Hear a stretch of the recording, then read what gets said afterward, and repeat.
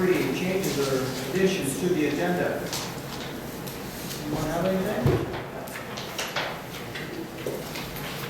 No changes? Okay.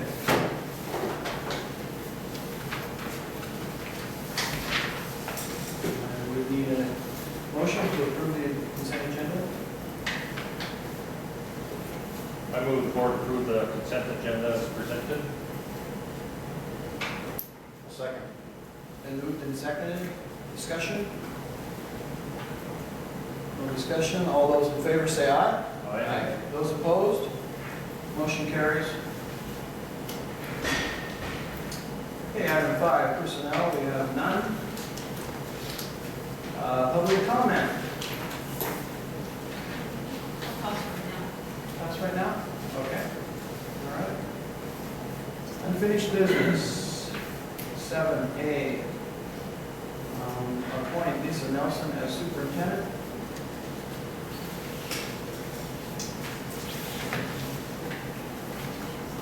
And first, we should get a motion on the table to start with, and then we can have further discussion. I move the board appoint Lisa Nelson as superintendent beginning July 1st, 2014, and authorize the board designees to enter into contract negotiations.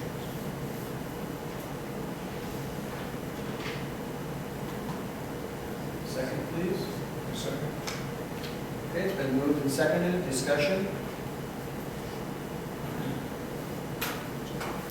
Okay, now at this time, would the board desire an executive session to further discuss this? Yeah, I'd like to know personally how it's going to what we're going to do for negotiating the contract and how who's going to be involved in the procedure. I think that is something we probably need to talk about when we come back out. That doesn't qualify as, the contract aspects and the team that we decide. I think it's something we have to do in open session. So what are we going to be talking about in the executive session? Besides this, That's, Well, that's pretty much it. I mean, she's pretty much a topic at this point, but there are specific things that we can and cannot talk about in the executive session. One, basically is performance of public school employees. So, we can go in and talk about expected performance, I would guess, what the expectations would be. We can have her in or out of that session. So if the board would desire that, that is perfectly within our rights. Just looking for direction from the board. Would you care to do that? Okay. Okay, what do you want? A half hour? Start with? If you want Lisa in or out? Let's start with her out. Okay. If we need her in, we can invite her. Okay. All right, so at this time, the board will recess to executive session for approximately 15 minutes.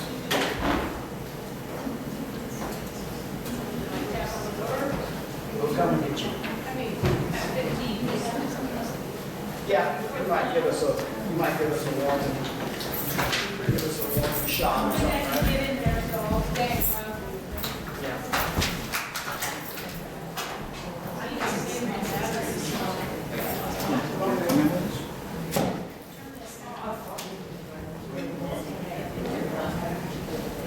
I have an entertainment piece I'll show you guys. Maybe. I don't know if it's going to work. Our multimedia class has been working on some video presentations, so it's a little in rough form. And when I played it on this external drive, kind of the timing was all off on the second time I ran through it. So just a big disclaimer that this is sort of a practice thing, but I think it will work. Hopefully.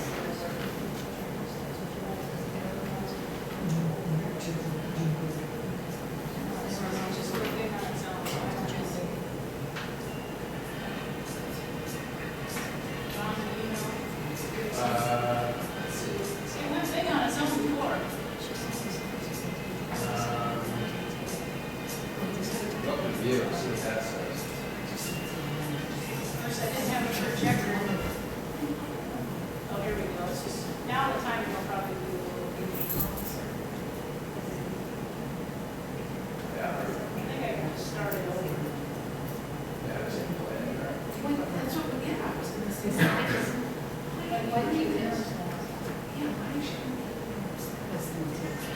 Replace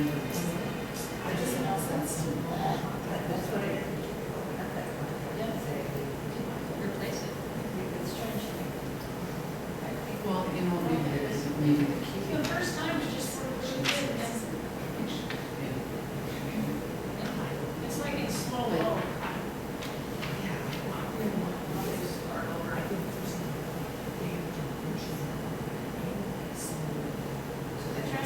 Yeah, Tyler was gonna send it out like a quick movie. Quick movie, but I don't think he realized that man took me out right away. Best thing probably is upload to YouTube. And then you can get it. It's like it's all just a thing. I have to do it. That's what it has to be this time. That's like. So that means that you would have two supervisors. Right. It just went to quick time on its own earlier today. Takes a while.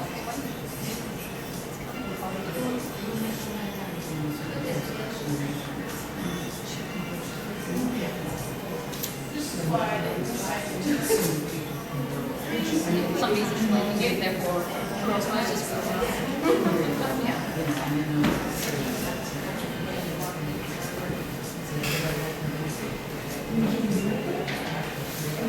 I figured it. And you will have the documents. We're really not supposed to. So. Yeah, usually that's, yeah. Well, I could have not had this work, you know, because that particularly on the bottom, it's very expensive. It's not like, yeah, people pick it, it's not just right. Interesting that these actually came off on the side.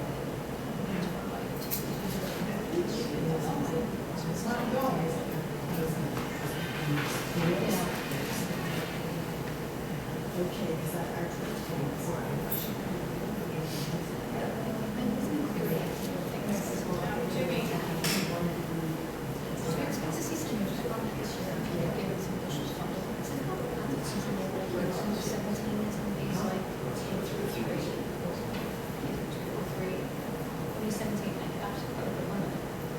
And then they will provide additional funding to get the classrooms up. Yeah. I'm just like, helping you a lot of things on the funding, that's all this is. Trying to rush this one to that.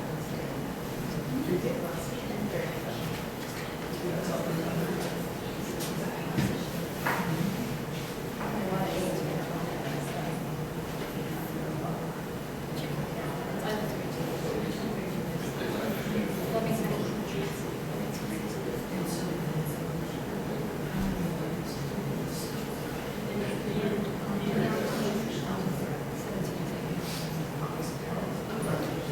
we know for sure.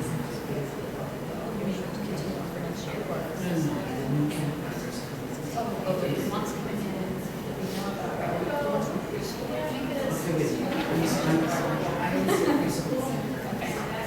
The immersion is in.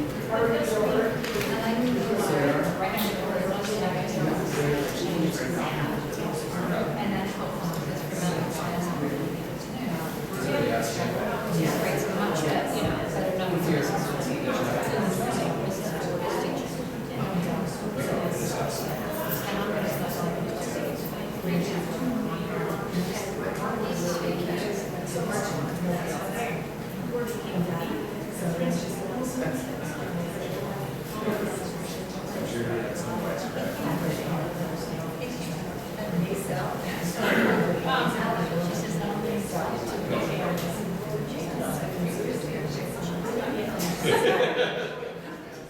Always did anticipate. You know, if you drag that from that hard drive to your desktop and play it through a computer, that works. Well, it's not external, it's, That's okay.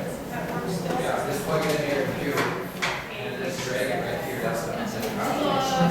Well, this doesn't have a paper. Yes, the new one. What's this? This is external, we drag that, and then this is. Which-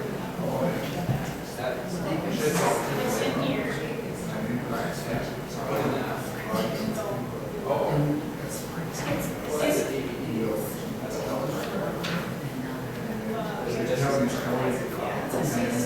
Now, my daughter's a second.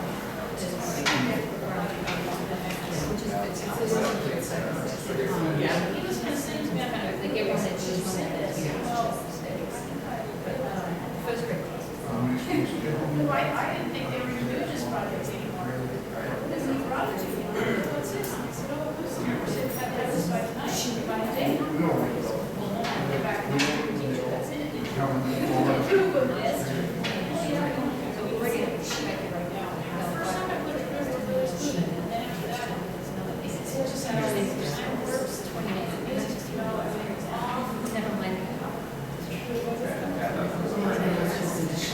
Well, that is, send it off again.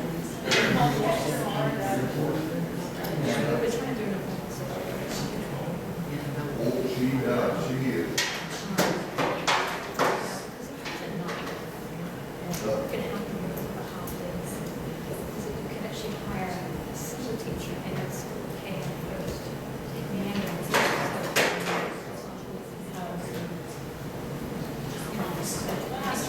So the English. And stuff. Americans goes in. Saturday. Kinders and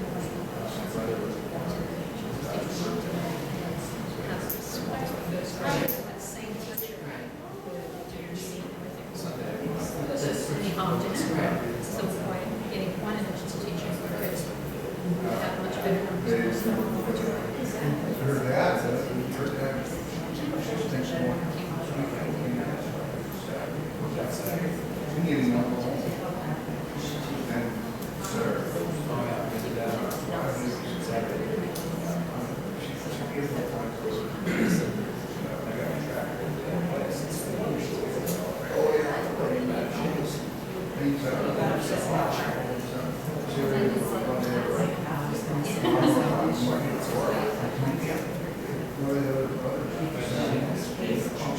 No, and she needs this.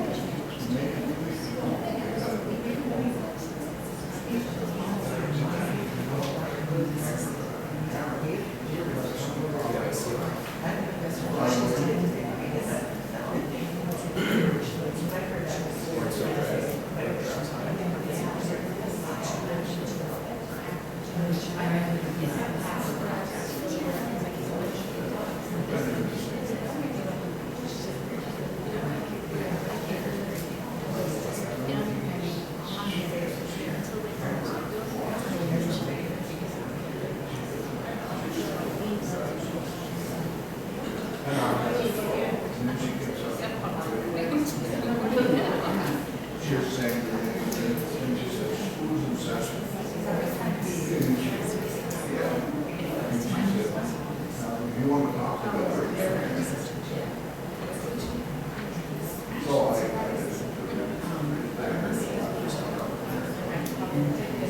Meant that he didn't need to.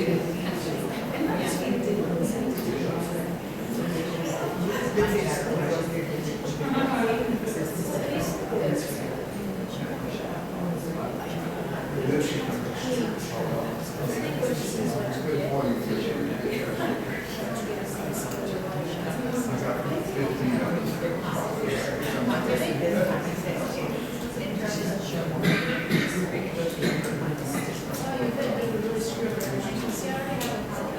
We do it.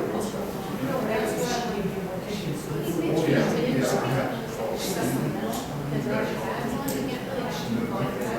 So you can have a regular one with some. Yeah, she said.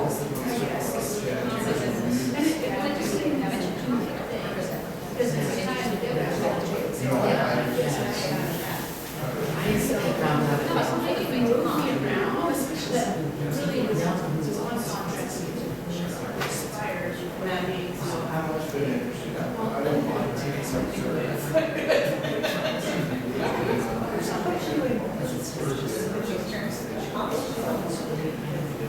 American.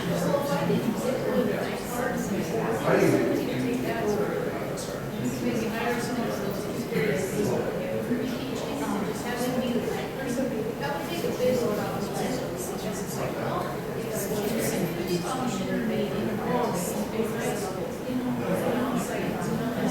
again, we did our this is I don't know why they were expecting to see that these things. The boys just like, sometimes I'm just beat. I just don't want to do it. You know, it's like,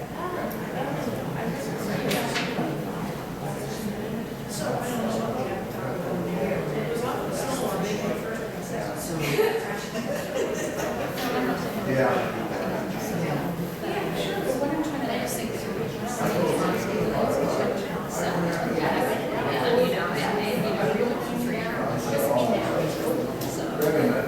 yeah, one of the things we're just going to slow down. One time, she was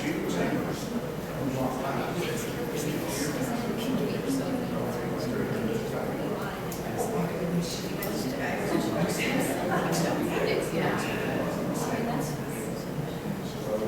We don't.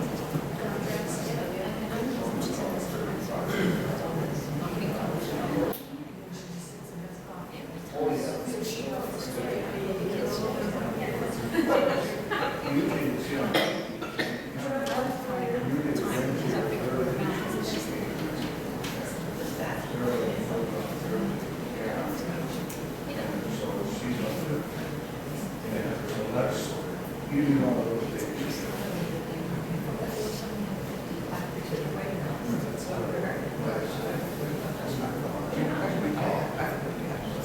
It shouldn't take 15 minutes to do that. Oh, okay. All right.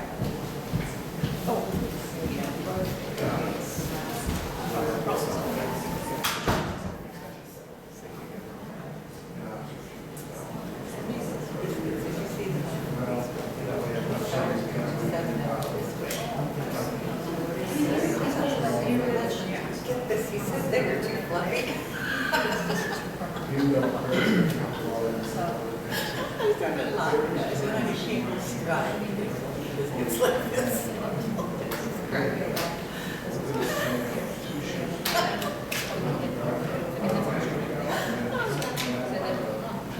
I just said, can't.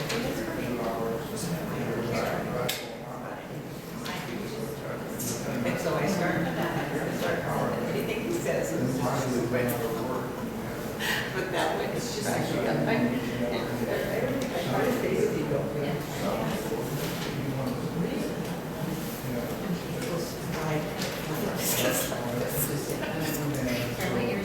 Yeah. Well, he was living this, and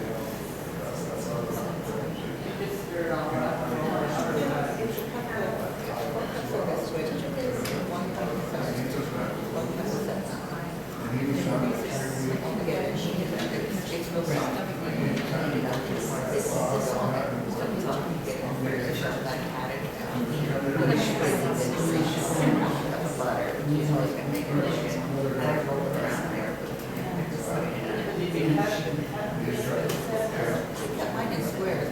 then they put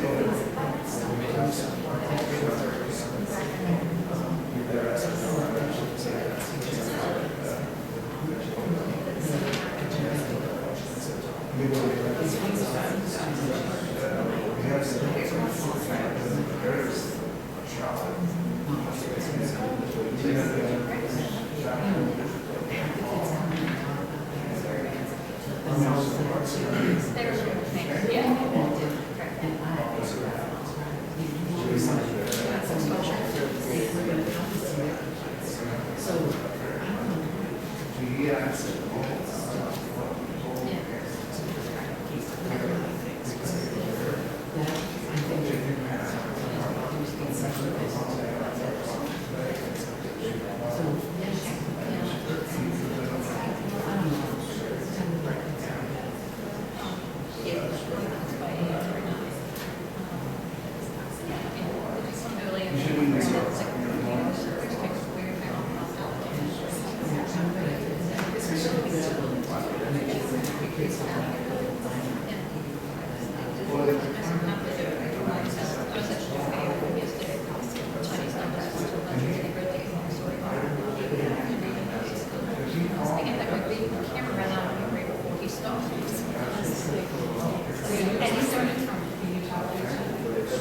I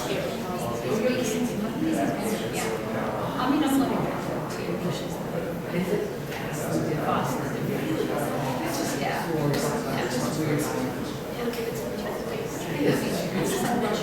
Yeah, you're right. It's one and the other. Yeah.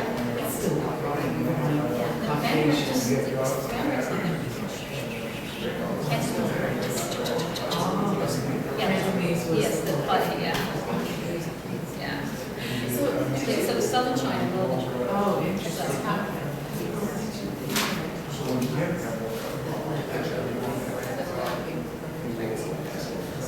Because I thought it was great. I thought it was great. I thought it was great too. I mean, this is the reason I enjoyed it. But there were certain But I things. also thought it was pretty proud,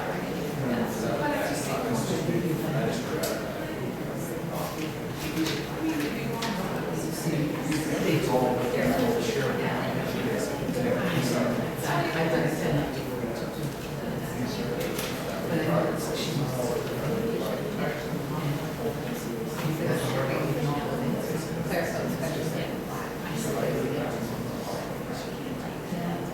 So I didn't ask her that, right? I said, Was that for sure? yeah. So I said,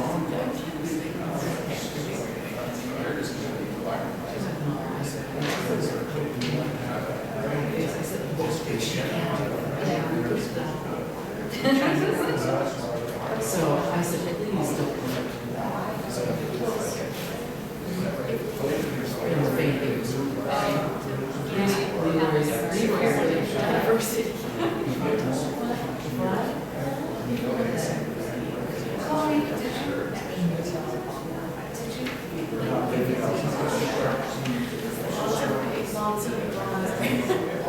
Yeah, no, we're not gonna go, we can't go to that. So, Chloe, did you want to say essay? Yes, I did. Did you bring me a copy? I did. DeannaJoe@gmail.com. Very. No, just Deanna Joseph. Yeah. I'm excited, I want to read more. 6 hours to just finish all day. Is your brain just like? I have a testing too. Oh, is that it? What are you doing then? I'm doing, yes, I'm doing aperture. I have read this like certain colleges, and that's all I need. Making out like such a kind of mind. She will. She will say that. Listen, I said I want to. Not that I have a reality for daughter. She's got 4. She's involved in school stuff. From San Kid, she's smart.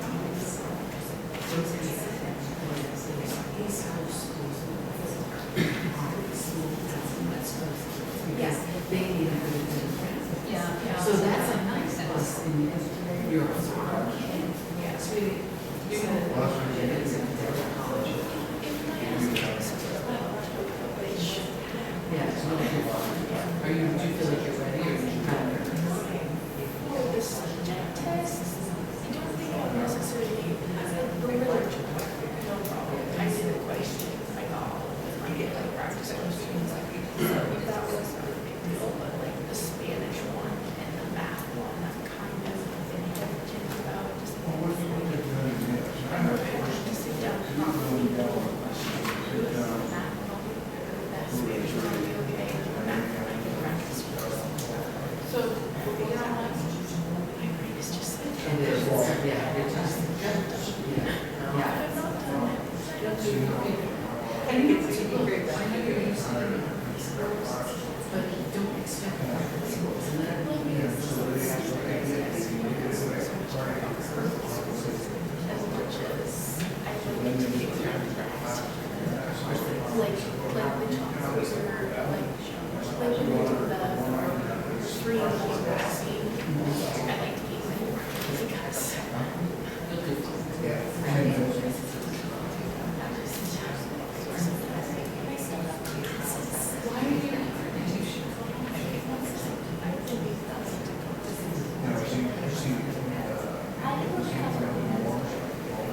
you bring your mother? I texted her. She just tell her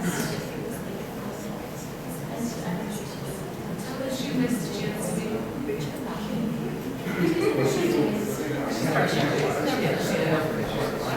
Well, why would she ask?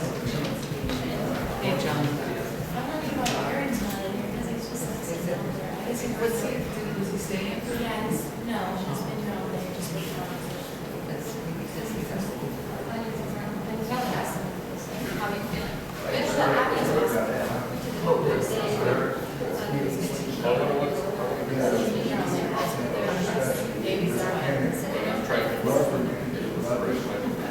She probably loved it. He's like, well, she'll come back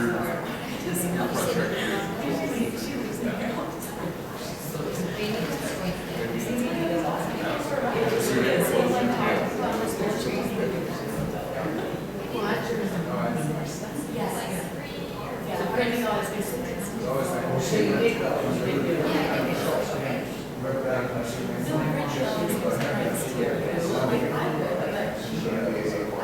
You can't drive over. No, like my brother said. Did you guys see Sean? Oh, yeah.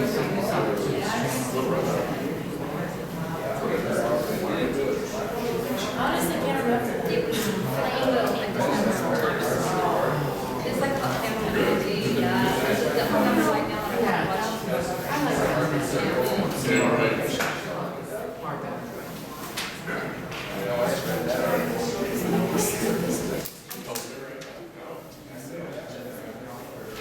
Oh, you did make this name. And her character is the best. Yeah. Yeah, I know that train. Meetings were there in different shifts.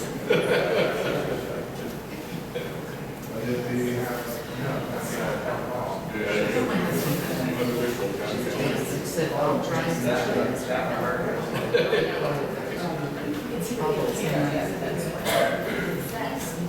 Oh, it's from April.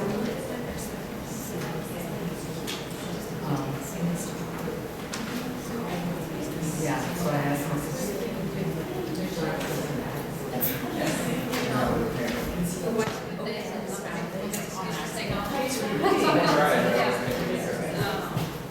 Did you get her a nice present? Of course. Did you bake it for dinner? Yeah, no. I think that's enough, yeah. See, it's My not. idea of making dinner is going out. Oh, okay. But you know what, last year I baked her a cake from scratch, no box. How'd it turn out? I thought it was good. I had a little hard time with the frosting, it didn't not be so runny. I'm hearing I didn't it. know from it. It's usually that's Tex-Mex cakes. This is the lady that, yeah, she didn't do anything. She doesn't make them anymore. That's, it was just, I want to say that was the best.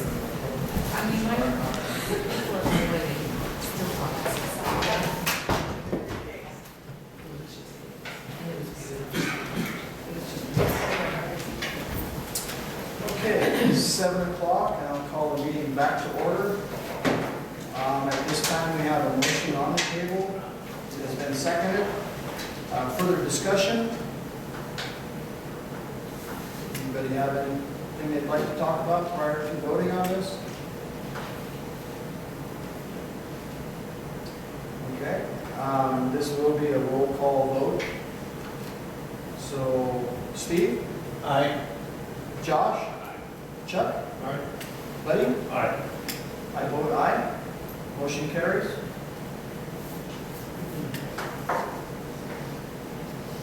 Okay, and I think at this time, the board will ask for volunteers to negotiate the contract for superintendent. I would volunteer. Okay?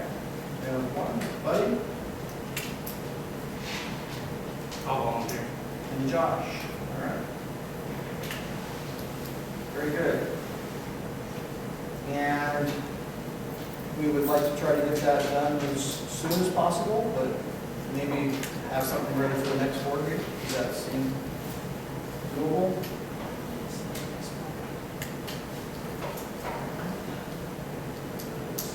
See what that is.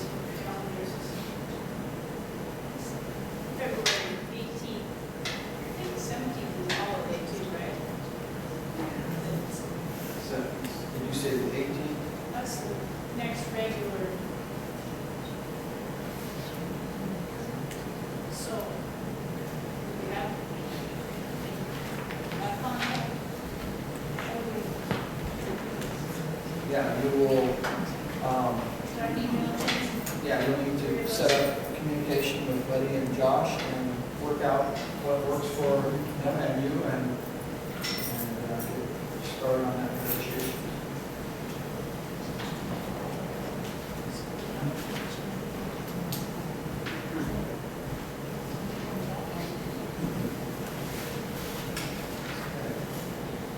Anything else on this before we move on?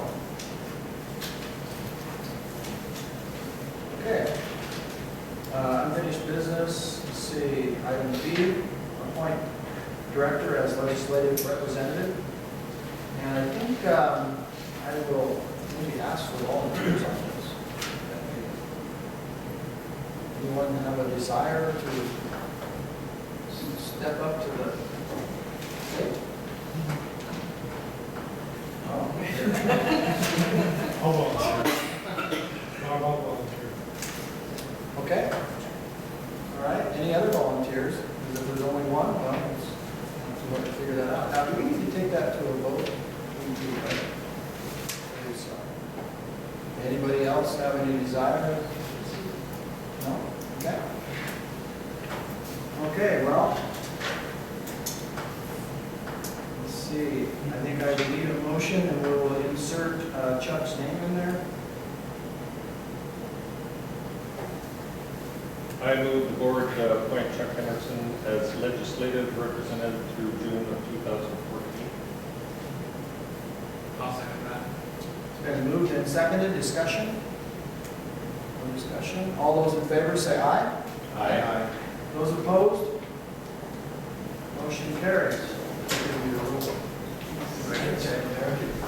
If you'd like to be chairman for a That worked while, out you because can that's just turn slow. around. That's kind of funny. Yeah. I want to see the file. I know. Here, right. I'm just We around. believe in recycling it with cameras as well. All right. Okay. Yes, let's move to policies. Okay, well, kind of give you an overview of these. I tried to highlight the key points. Some of the strikes throughs aren't mine, those do come down from WASDA because these get, modified sometimes 3 or 4 months apart. You'll see some policies tonight, that we talked about 3 or 4 months ago. But small changes in legislation, different tweaks have caused them to send them back out again. So basically, the change here is as provided by statute under the superintendent evaluation.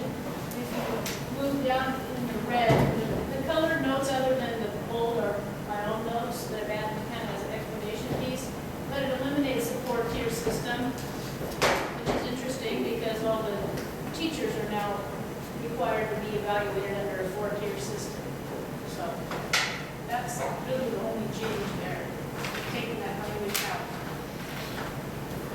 Questions?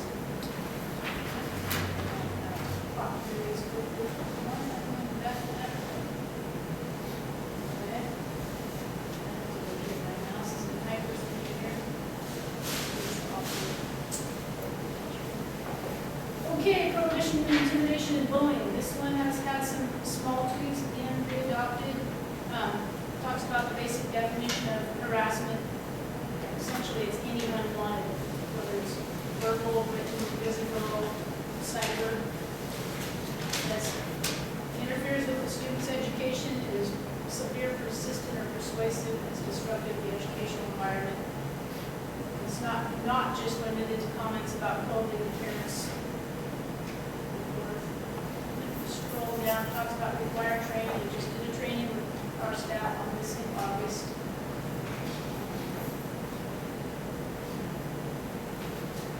The point to note here, and there's a policy about this on one of the next slides, is the transgender students. You probably saw a lot of language this month on adoption policies regarding transgender students. So that was a note there. Questions about this one? What type of steps do you take for prevention? What types of things can you do? Well, the student handbook has several. I mean, it could range as small as detention to suspension.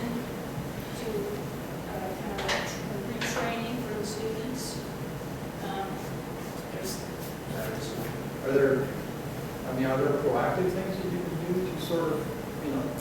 In elementary, we're using, it's called Seven Steps program, K through 5. And we have Pacific County comes in and does trainings, but also this spring, and what we are looking into is Rachel's Promise and Rachel's Challenge. Rachel's Challenge, yes. Rachel was a young girl who was repeatedly bullied and harassed and actually committed suicide. And so it was her wish that, you know, students, children would treat each other with respect, and so there's this process. And so we're looking into that. Assemblies. This would be middle school through Internet- high school. Internet awareness. It's supposed to be pretty powerful because we have had three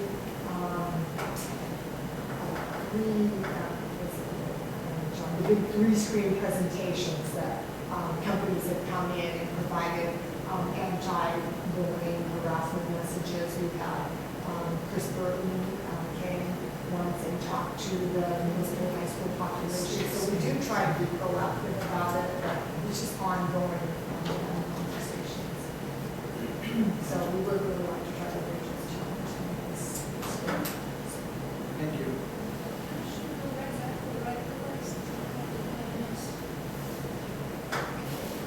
Discrimination. Maybe this one's kind of involved with the same theme here. One thing they've added in policy, and it's been added a while ago, but they talk about, you know, access to the facilities for nonprofits, and they clearly do specify, you know, provide access to the Boy Scouts. Because it's one of the Title 36, we talk about the United States Code of Patriotic Groups. And the reason I did a little research on this, and the reason it's in there is because as a school, we receive some federal funds. And so it's part of the Elementary Secondary Education Act. We clearly specify that. And again, the reference to 3211, the transgender students, which is why these policies were just adopted several months ago, but are all now coming out again because of the cross references to policy 3211.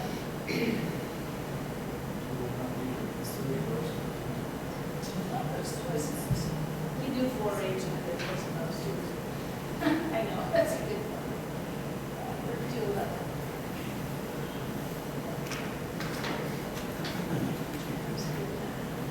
Okay, same thing for discrimination, regardless of age, sex, sexual orientation, gender identity, or gender expression. This is the one specifically they were referring to.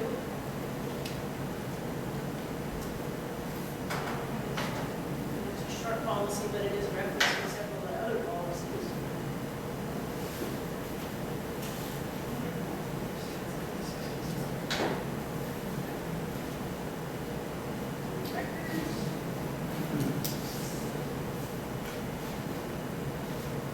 The one major change I want to bring to your attention down here is, first of all, it is expected of schools that they release, you know, records when students travel to another school facility. But of particular importance to us at the youth camp is a lot of times we can't get, you know, parent permission to release the records. So it says essentially if a child is aboard of DSHS that you don't have to have that parental release to send records. And so without that, we would have a real challenge because our kids leave, go to another facility, another school, another institution, and then you have to get permission from the parent to send the records, which, you know, a lot of times the parents are incarcerated. So this is a big plus for us at the camp. Public school doesn't struggle with that quite as much. But it basically says that DSHS can act as the parent. And you know, relieve the basically civil wrongdoing if you send those records. Questions on that one?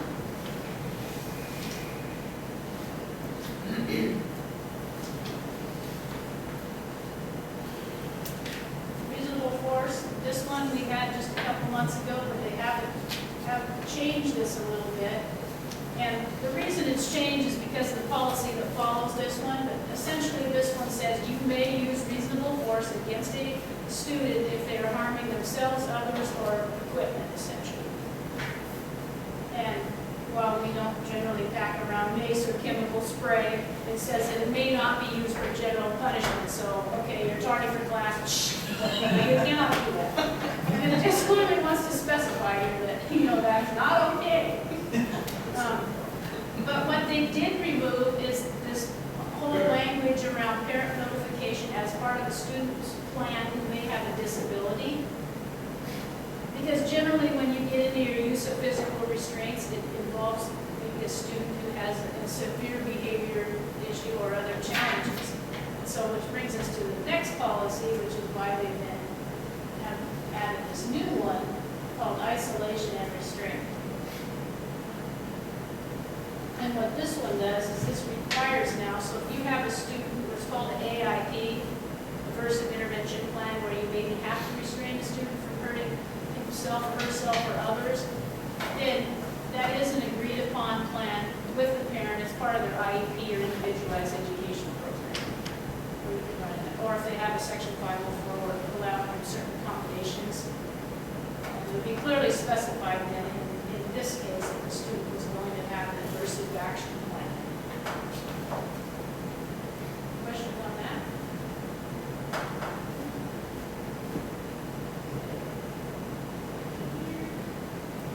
We're getting there. This was a long month. Spent quite a bit of time talking with our school nurse and Karen too about this one. This is a new law. You've probably heard about it or seen a little bit of it on the news. And what this is saying is that you have a student, here's kind of the new twist of this, is if you have a student who appears to be going into anaphylactic shock, you may administer an EpiPen, even if that child does not have a prescription on hand for that at the school. So we have at least 3 trained people, or 2 counting the nurse, who can administer these. And one thing I learned today is, much like a defibrillator will talk to you and say, stand clear, press. They are talking about, or it's probably in the works already, having an EpiPen that will say, press so hard, administer injection. And we're not sure how much those are going to cost, but this is the new twist here. And so we do have a couple of what they call them undesignated epinephrine in stock in the building if that were to happen. It's rare, but it can happen. It doesn't alleviate the parent from providing the EpiPens. Worst case scenario, this is what this policy allows, and highlighted part here is just what I wanted. If in a person's best judgment this is happening, they can administer this without the child having a prescription. Questions? All right, last one, I think. Child abuse, neglect, exploitation. Again, we had this one not long ago. As you probably already know, school personnel are mandatory reporters, so if they notice something that looks like abuse, they're required to report and or report to the principal or counselor for approval and report. There was one change here, I think, is what they did remove out of this policy is in the past, the parent had to give permission if the child was under 12. Well, that sort of defeats the whole purpose of doing an investigation potentially, because if a perpetrator is, can't language here, but if a perpetrator, if the child is being victimized by a parent, then the parent says, no, you can't interview my child, it really defeats the whole thing. So this is kind of big because this allows then law enforcement to come in and investigate with young children. And this can often cause the school to face the brunt of an angry parent in these situations. But, at least the law and the policy then kind of add a little extra coverage. But it can get to be a pretty sticky situation. That's why this is in effect.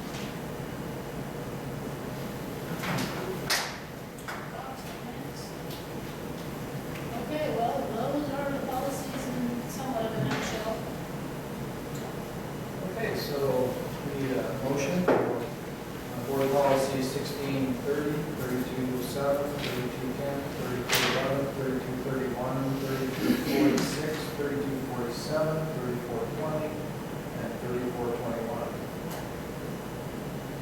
Mr. Chairman, I move the board approve the following policies as presented: 1630, 3207, 3210, 3211, 3231, 3246, 3247, 3420, and 3421. I'll second. It's been moved and seconded. Discussion? No discussion? All those in favor say aye. Aye. Those opposed? Motion carries. Okay, item D, WIAA update. So I'll kind of start with this one. Yeah, forwarded a letter from athletic director Russ Hickman on the likely configurations and the work done so far on the athletic leagues or independents, however you want to put that. And this just kind of for the audience to summarize the letter. You might have seen it on a school Facebook page, but there's a lot of concern about with these new leagues and our smaller size, are we going to have middle school and JV games? And so, yes is the plan. It does depend on how many number of kids we have turning out. And so that is the plan, to have games at both levels. Russ is looking at right now our middle school playing in what's called the North Coast League. And we used to call it the Astoria League. It's the same group of kids we played against when I was at Owaco. And it's, you have your Vernonia, Jewel, Neoconi, Morton, and Waco's in that league. And I put some bigger schools in there. It's those Oregon Coast schools, basically. And they are willing to play us in 8-man football. They already do that for Jewel. They have, the full range of sports. There was some question about how come we're probably not going to be getting games of Raymond, South Bend, and Valley, and those schools. So when the leagues were realigned, there are 11 teams now in what we refer to as the Pacific 2B League, which is what we're in right now this year. And so our alignments look like for next year, they'll have 11 teams in that league.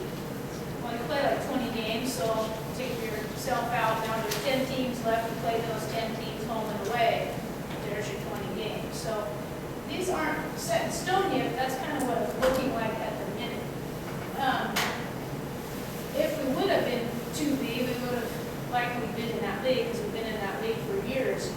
And would have been some increased travel because there's schools out of Puyallup and Olympia and Tacoma area that are now going to be in that league.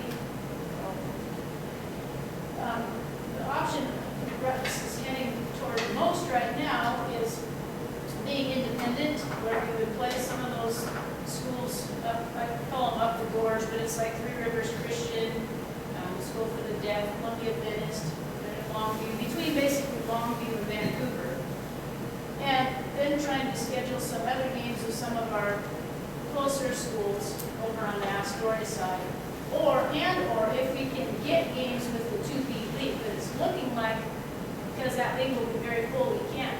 One thing they have thrown around, and it's not solid, but because it has 11 teams, if they decided to divide that into two, then maybe we could get some games with those schools. But they're kind of all in the process of trying to figure this out right now. There's, pros and cons of both. The one concern is if we were playing the schools up towards Longview, Vancouver, some of the competition is not very strong. So that's why Russ was tending independent, because while we might play some of the stronger teams in that league, we would also try to get some of these other teams. And so you're trying to balance between strength of competition, quality of facilities, safety of our kids, travel, what are the road conditions like. It's a little safer traveling the roads up to Longview and Vancouver than maybe, Marion, Knight, Wishkah. So there's just a lot of factors in it. Essentially, it's still in flux, but it appears at this time, Russ's indication would be to go independent, where we can kind of pick the teams that we play. So that's what I have. I'll open up for as many questions as I can answer. And Robert's been involved in this for years. Bob's doing some of the WIAA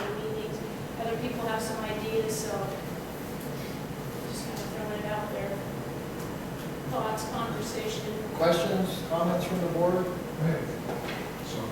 Sure. I've had some back and forth with Russ over the past several days regarding this memo.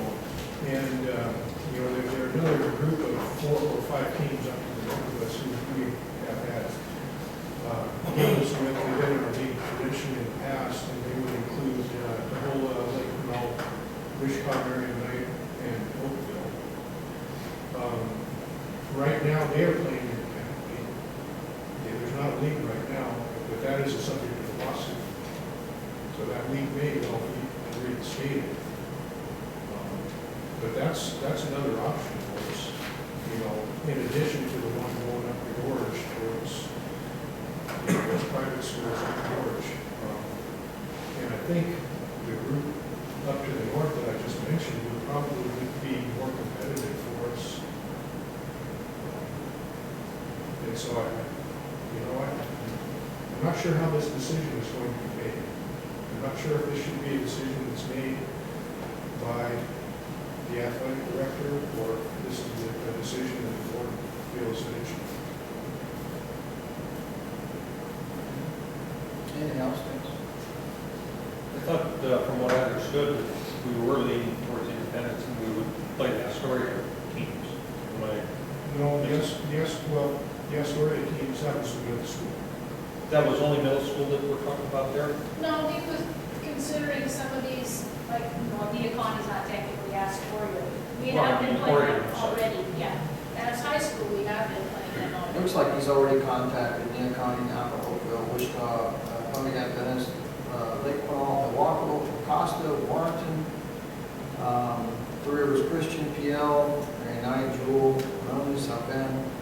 And that's for the high school. That's why I'm thinking. That's the way I understood it. Yeah, this is But that middle school. doesn't apply to football. Most of the schools you're talking about are 11-man football teams. The only one over there is Chief. That's it. Right. Right, and the Lake Quinault, do they play 11 or 8? Would that preclude us from having, could football play a different schedule?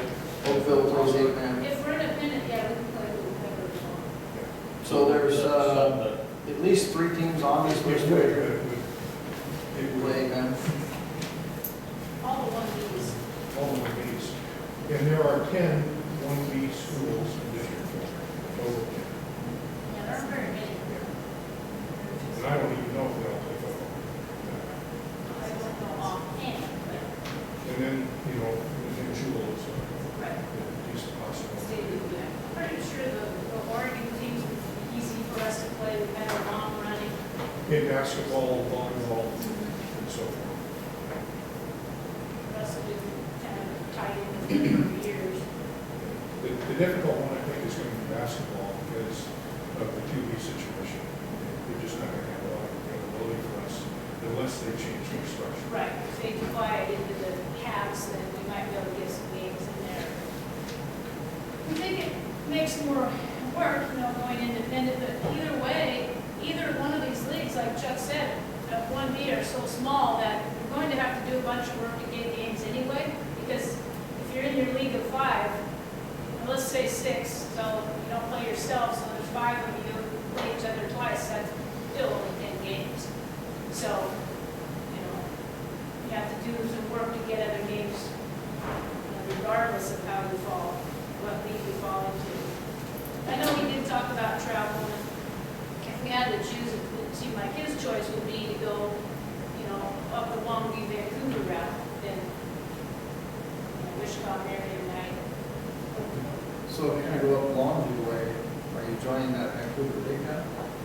Well, we wanted to go independent because out of the 5 teams in that league, there's a couple that are pretty competitive, and there's 3 that we don't feel would provide us with any competition. Well, That can all change though. Somebody moves in, somebody moves out, you get another player in the mix. I've sat in on 2 of the District 4 meetings now. I'm trying to get my feet wet, so to speak, and actually what's going on. I can't see a clear-cut way for a team to play their way into the district tournament as an independent. Now, I've talked to Gib a little bit about that.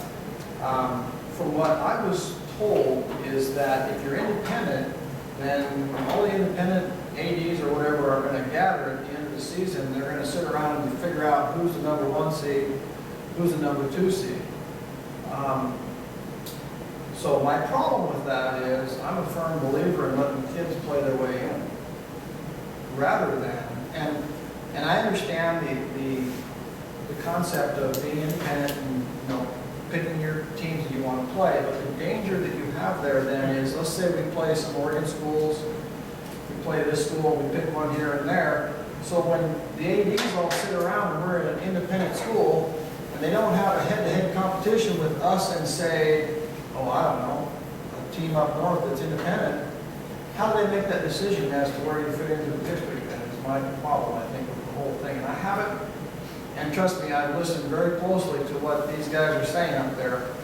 But I haven't seen a real plan as to how you play your way in as an independent, other than having a meeting and the AD saying, well, you know, this team beat that team, so they're better than them, and then that team beat this team, so that's kind of a push, and maybe we should have a coin flip or what, you know, I don't know. I'm not, Gilbert, do you have something you can add to that? The way I was told they were gonna do it, district secretary told me that he said that he was gonna organize with athletic directors or whatever and figure out how they're gonna play it. But as an independent, you would have a plan that you would get to go in.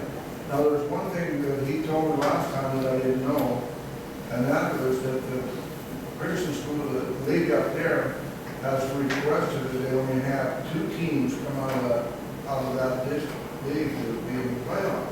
So if you went into it, you would have a chance if you run on one of the Christian schools or Three Rivers Christian, whatever, that you might not make it even in the tournament. But at least if you go independent, you will. Now, this is the recommendation that Tim Turnbull and District Secretary all have. I was going to make one other comment besides basketball. Bob, did you hear the last district meeting where they had the proposed changes to the handbook? Did they say that they were going to have them mocked up in one sport? Now, that's supposed to be coming through.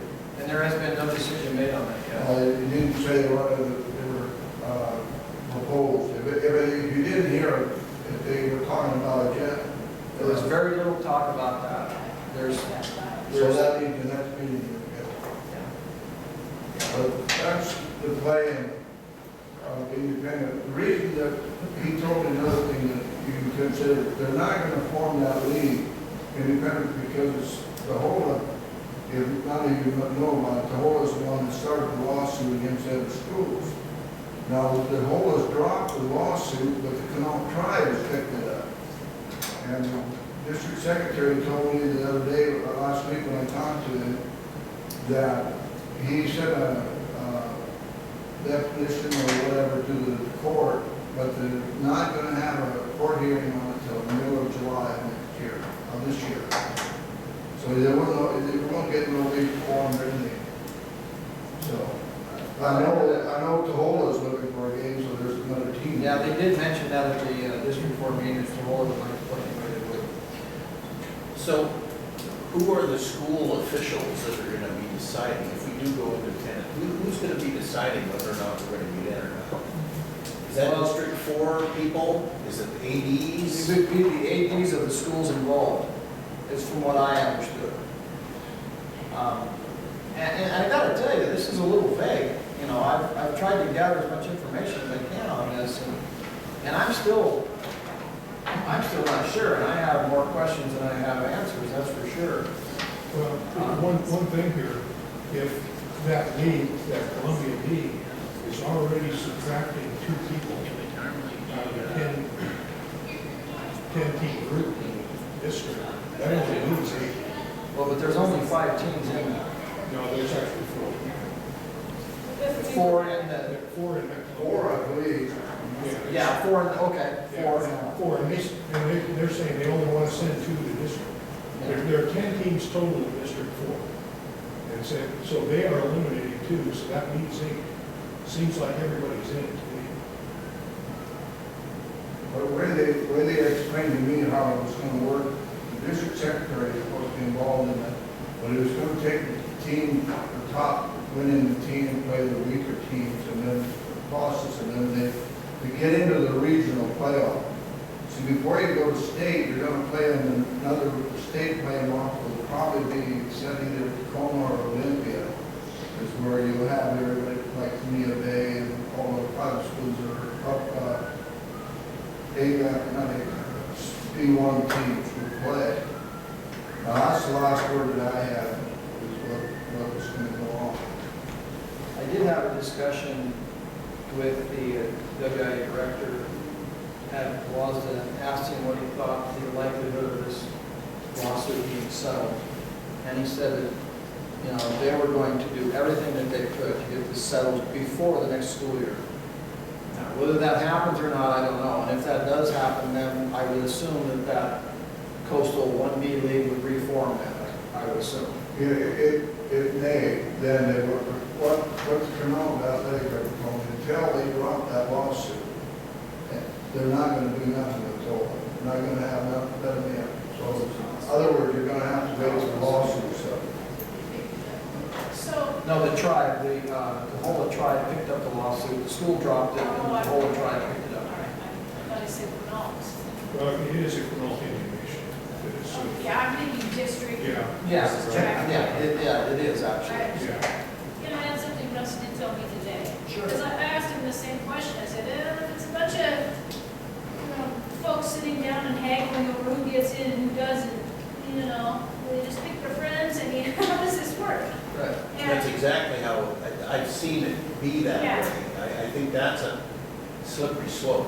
Well, If what- you're in the right. groove, you're in. And I've seen that happen. So, I would approach that independent classification with caution. That's basically, I said, okay, so yeah, tell me how you think this would go down. And he said that, you know, the league officials tell him that, you know, that won't happen, you have nothing to worry about, and you still, you know, have an appeal process. So for whatever it's worth, I mean, I don't know, but that was his answer to that. He didn't seem incredibly worried about that, for whatever reason. Well, I guess I'd be concerned that in a 5-team league, and they've already told the district that they only want to send 2 to district, that if you come in third in the league, you're out. Well, I think that in that league, that Vancouver League, whatever that league is called, right now, I think that Nassau will place 1 in practically everything, except for possibly they have a really good boys basketball team right now at Three Rivers Christian. Now, so if the decision was to go to 1B to allow our kids to be able to compete and to possibly experience deep into the district tournament and possibly state tournament, it almost seems to me that we would be benefiting our student athletes by putting them in a league that they can be successful in and have an automatic, basically an automatic play their way into the district tournament. I don't know, maybe I'm just looking at this wrong, I'm not sure. Apparently, I have not had this independent thing explained to me just right yet, because I don't understand. You don't really get to play your way in, from what I understand. You play the games, and then they all sit around and decide who's best. They're not going to use a head-to-head record, so why would you have an independent league then? I don't get it. According to Russ's letter, did it say that was still being taken? Yes, and I think Russ coached in a situation before, would have been Clark Townsend, I guess, but I think he's been in this system before. Now, I'm not positive, do you recall? It's been an independent system before. That's what I thought, and so he probably has a better feel for how it works. You know, I'm nervous about it, I see the pros and cons, I want our kids to have good competition. I also want them to win. I want them to experience postseason. You But if know, there's only 4 teams in that league, we make the 5th one, we only play 4 other opponents. 4 of those games are going to be at our site, and I understand that their facilities aren't all that great, so you got 4 games in not a very good facility, 4 games in our facilities, and then you're actually basically free to play however you want to fill out the rest of your games. So then you would go find the Oakvilles, the Quinals, the teams that actually head-to-head, you can see how you fit into the 1B. would make sense to me. Plus, yeah, you're gonna go up there and you're gonna crush some of these teams, and you're gonna go to district in the #1 seed, and then you're automatically in the district. I don't know, somebody needs to, I'm gonna have to call, what's his name, Rich Frazier? That's what I suggest you do. Because- Let him explain all that to you, because you know, you're not, and then he can give, because he's supposed to be involved in that. Because he has the 1B, the 2B is done by the, different guys that are gonna control that. Obviously, the games are not gonna be that great for the most of the teams that are in that league, for sure. Three Rivers Christian is probably the best one. I think there's one other, I don't know which one it is. It's not bad, but then the other two are very poor. I think that there was 118 to 38 or something in one of the games, so it's not pretty, but, I was gonna say something too that was brought up, and you got me not know it's good independent. They do not have calling on their games, private Christian schools. So you're not gonna have people coming from them that come to watch, bring in, there may be a few players that they said they're historically, they don't have no gate, you won't have no gate, so you're. Well, the last time I seen a game here, we played Quinault, there was about 6 people that showed up, so, from Quinault. Well, for now, you wouldn't have no.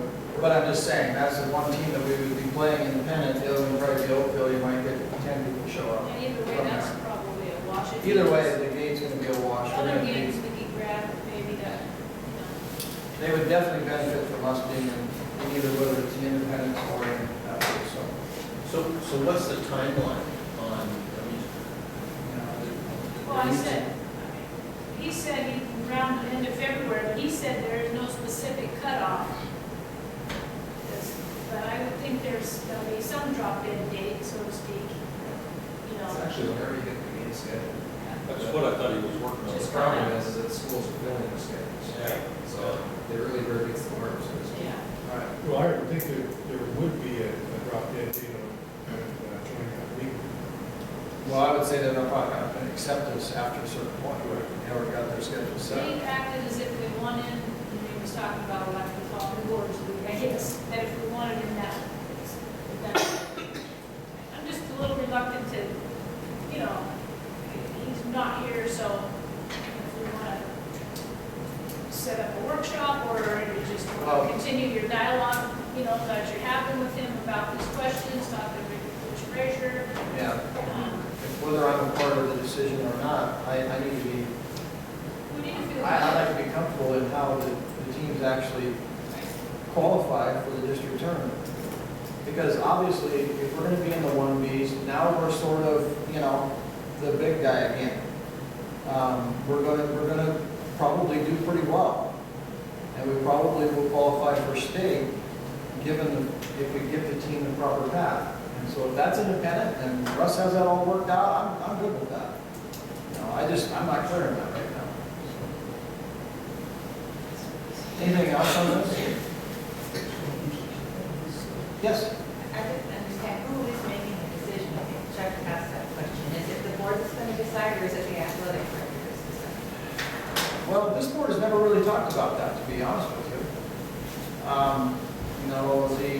The old board sort of leaned towards, we met 1B, now we thought it was probably an administrative call to decide whether we're going to be independent or in a league. Again, now that was just the other board's thoughts. We never voted on anything. Take action. There was no action taken. It was just sort of the feeling that we should allow Russ to really dig into this and figure out what was going to be best for our kids. I have to say, that's kind of how we've been approaching it. Yeah. So, and then we could talk about a cutoff point at some point, and it could be already there. We run the risk of, we now go back to, not now, but go to Russ and say, okay, we want to do this every way. Well, maybe with the league being small enough, it won't be a problem. But if we've already now sort of committed to other schools, and then we back out of that, we're maybe a little bit in the catch-22 either way. We won't know. I have a problem with the statement that well, if it doesn't work, we can always change it. Okay, and here's the reason why. Because there's kids that are going to be affected by that may not get that opportunity because, oh, we sort of blundered, but now we can fix it a year down the road or 2 years down the road, that don't get the opportunity because we made a mistake and they didn't get that opportunity. I'll tell you what, I would not be a happy person if I didn't have the opportunities that I had when I played here. Now, we were the big dog on the block, trust me. You know, we did really well, but I don't know, you know, I have that to look back on now, and if we make that decision and it might cost a senior either the opportunity or not the opportunity to go partake in a state tournament. And it's huge, it's a big deal, it really is. It's easy to sit back as an adult because, you know, your life's sort of flowing along and, you know, another year down the road we can make that decision. But I think if you look at it from a kid's perspective, they're a senior one time and then they're out. You know, and they don't get that opportunity again. So I think that's probably the one thing I don't like about that statement, that we can correct it if we were wrong, you know. Yeah, I just need to make a comment about how this may be approved. You know, we've got Bob, Bud, and Chuck all played sports here. Their kids played sports here. They have an interest in athletics. They're connected with the issues. I think as a minimum, the board's role should at least be advising consent, rather than a unilateral decision by the administration.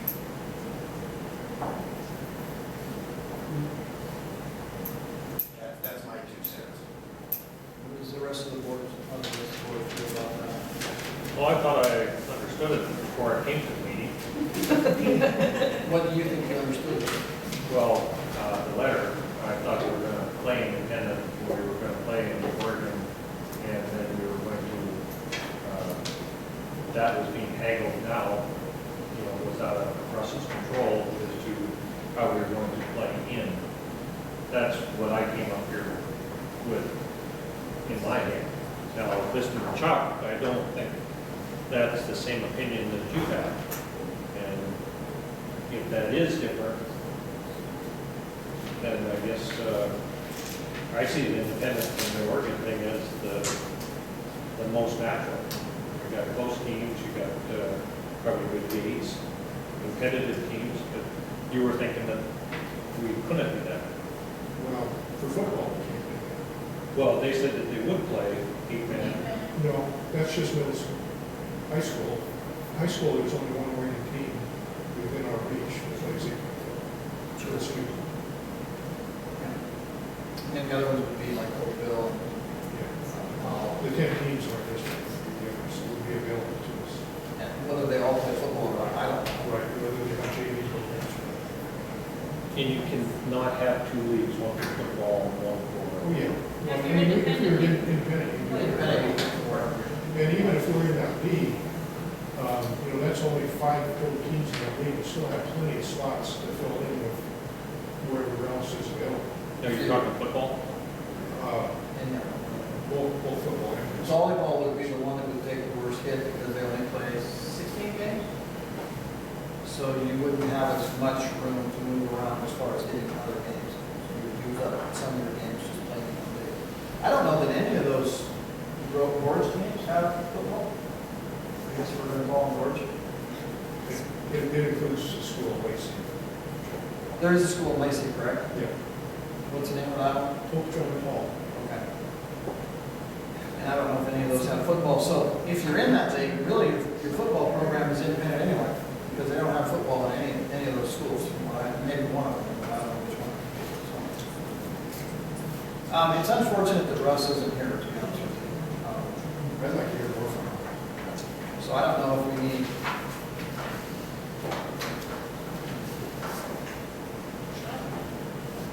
something, I suppose, update the board with, but I think there's definite interest here in what happens. And I hate to meddle too much because I'm a firm believer that you let your people do their thing, right? But obviously there's more questions here, obviously, than there are answers. I know I have more than I'm comfortable with. So, Steve, I hear your point about advising consent. I see that the same as approved.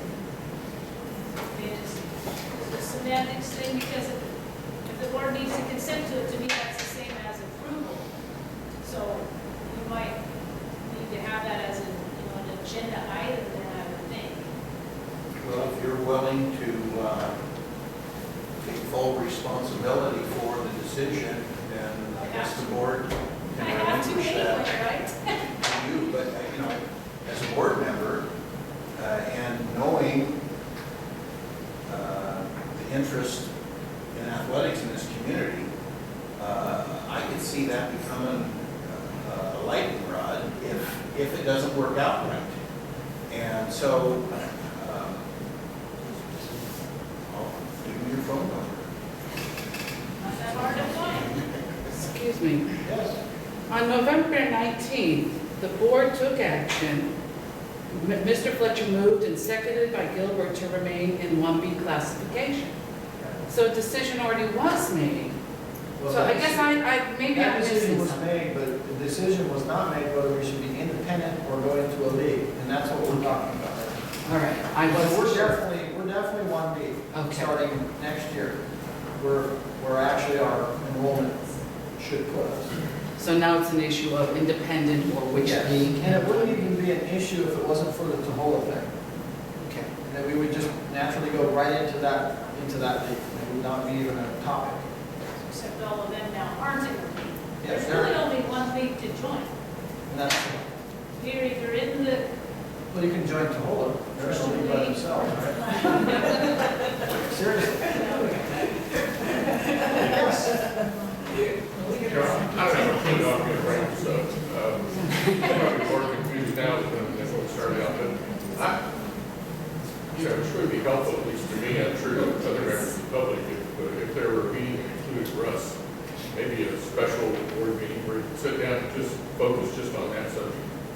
And he's been the one involved in negotiations, and I talked to him on the game bus and stuff, and I know he's worked fairly hard on it, so it'd be nice to hear his answers to your questions and see how it shakes out. Yeah, well, I believe that's what we need to do. And on that comment, before the 1B decision was made, there was a public meeting, it was held in the Commons, several of them, okay? Community came, there were, I don't know, 30, 40 people there. Staff has come, coaches, and spoke about the 1B. I think they should have a voice too in what might be an impact to the athletic program. So for whatever it's worth, you made the step, you made all the right steps for the 1B class, but I see this as maybe a bigger decision, same type of potentially. process. So for whatever that's worth. I agree with that. I think that, I think Russ has done a great job in researching all this. I think that it's wise that he gets the board up to speed. So I think we should probably talk about maybe having a special workshop or some type of thing. Since you and Chuck seem to be very knowledgeable about this, and it's not illegal for you to meet with Russ, maybe you could have a pre-meeting and decide, would that be fair? Sure. Because I think you three could probably hammer it out what needs to be brought to. Yeah, Chuck's got some ideas I hadn't thought about. And I'm a reasonable person, but it works out for the kids, I'm good with it. I think that's, I don't know, I gotta go back to, it's not what's good for the people, the adults involved here. Okay, it's gotta be about the kids and what's best for them, because it might be a little bit of a longer bus trip to go play a particular game, or it might cost us $50 more to run the bus, but isn't that really worth it? If the kids' end result is that they get to experience in a state tournament play? I think that's what the whole decision behind, otherwise we may as well stay 2B and just had it easy. And we could have just kept playing 2B and gotten thumped every time we turned around. And once in a while we get lucky and we get to play Oakville, or not Oakville, but Acosta maybe, or something like that that we can compete with. So, I don't know, to to me, it's defeating the purpose. You know, we need to get our kids in a situation, and keep in mind that the kids are the most important thing here, and I don't know. So just to kind of keep the notes straight on what we're doing, and are you two gonna try to set up a time with Russ? And then someone advise me, I guess, or that whether the next step is just move ahead or have a workshop? Are you two comfortable with those two? I would be. I'd be very comfortable. If they hammered it out, if they felt good about it between them, I would be So happy, willing to support it. Set that up. We do that and then get back to me on whether or not then you want me to post, get the publications for a workshop, or if it's status quo, move ahead. Well, and, I think we've already had some community meetings, so I think that, probably would be good to have a workshop in the public, right? I think if Chuck and I, what works best for me is either late morning or afternoon, That's fine with me. because, I've got a couple of potential conflict dates, but get it done before the 11th of February, I'll be here. yeah, right away. I mean, So you want me to contact Russ? Or you Yeah, contact Russ, let me know what works for him. Send you guys I think 10 to noon, if I remember right, works best for him. Something like that, 10 to noon, and that's actually not bad for me. That's fine. So, I'll ask him then to get a hold of you too. yeah, whatever works best for him, earlier the better, 10 to noon, starting even tomorrow, is fine with me.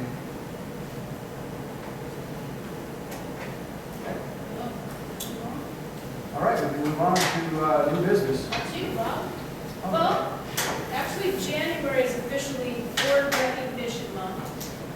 So I'm going to start with the other board members because they're brand new and they don't actually get a piece of paper, but they do get a thank you because we know that serving the board is often thankless and been many hours on working, and nothing's just as quick and easy as it seems. You might see something on the surface like a simple WIA update, but in reality, you can see all the things that go into that. So we'd like to thank you for on the far end for your time on the board. I know it's been great, but it will be longer, and next year we'll probably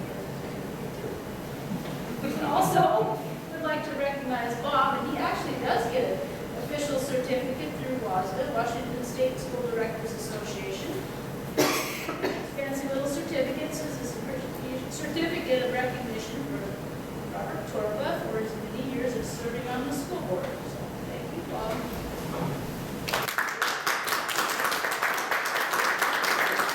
Hopefully we can all do this again next year.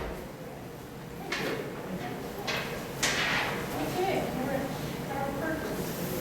That one needs a motion. Okay. No. Perkins Grant is action item. Yes, You just get a motion. I know. Okay, so item 8B is approved Perkins Grant application, and we can just make that motion free-handed, right? I'll move that we approve the Perkins, where did it go? Perkins grant application. I'll second. It's been moved and seconded, discussion. Would you explain a little bit about Perkins? Yeah, I didn't include that attachment. We sent a little clip in the board meeting from Greg Nelson. Perkins funds are essentially funds that renew each year. Public school gets around 26 to 2,800. Typically, it might buy a piece of equipment. In the past, it's bought robotics kits, starter kits. What else I want to say about it? It's just for vocational funds only, and it's a small amount of money. You can fill out the paperwork, and the state gives you the money essentially. In a nutshell. So it's renewable. Go online and apply for it.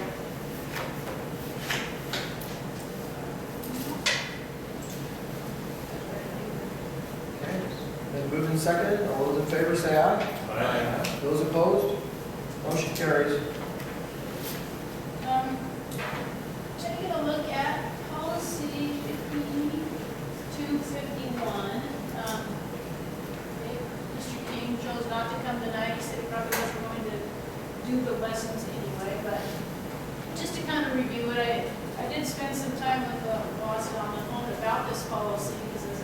through it. It just seemed to get a little convoluted, so we wanted to talk to the people who administer the policies and kind of get their opinion on what they were actually trying to get at in the policy. So I'll kind of go over the highlighted parts because those are the ones that impact, for this particular situation. So what we had is Mr. King asking about teaching private guitar lessons at the school to our student body.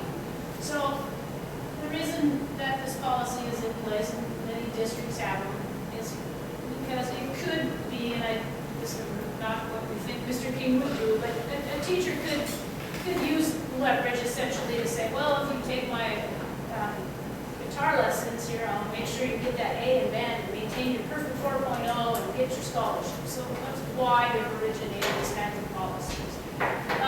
So how conflict of interest would be defined as receiving economic benefit from selling or promoting the sale of goods or services to students or their parents where knowledge of the staff member's relationship with the district could be utilized to influence the sale.